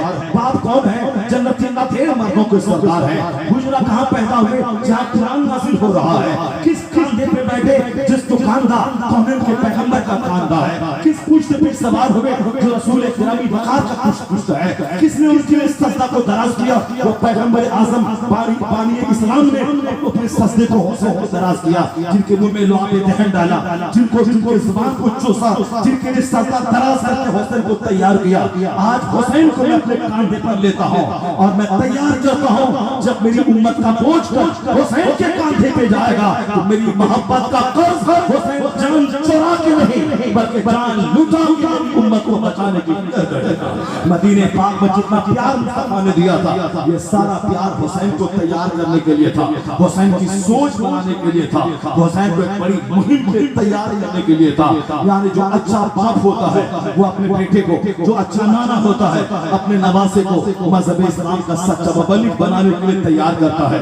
وہ موت کا ڈر نہیں گھساتا ہے، وہ موت کی آنکھوں میں آنکھیں ڈال کر شہادت کی موت حاصل کرنے کا جذبہ ان کے سینے میں ڈال دیتا ہے۔ یعنی اچھے لوگ اپنے بال بچوں کو بڑی مہم کو تیار کرتے ہیں، محنتی بناتے ہیں، مشقت کا عادی بناتے ہیں، مصیبتوں پہ صبر کرنے کا جگر دیتے ہیں۔ اچھا باپ اپنی بیٹی کو یہ نہیں کہتا کہ میں تجھے ایسا شوہر دے دیا ہے جہاں کوئی تکلیف نہ ہوگی، وہاں تکلیف کوئی ہمیشہ آرام ملے گا، پر 1 لاکھ مہینہ میرے دماغ کی ملازمت کی تنخواہ ہے، تم آرام سے دودھ چاول کھاتی رہوگی، پر پرواہ مت کرو۔ زمانے کے حالات بتاتے ہیں بادشاہ کا بیٹا مزدور ہو رہا ہے، مزدور کا بیٹا بادشاہ ہو رہا ہے۔ ہندوستان بتاتا ہے جس کا باپ دادا پردھان منتری تھا اس کا بیٹا سڑکوں پہ رکشہ چالک کے پاس گھوم رہا ہے، اور جن کا باپ دادا چائے بیچتا تھا وہ صاحب ہندوستان کے سنہاسن پر بیٹھا ہوا ہے۔ یہ حالات 500 سال پہلے بھی تھے۔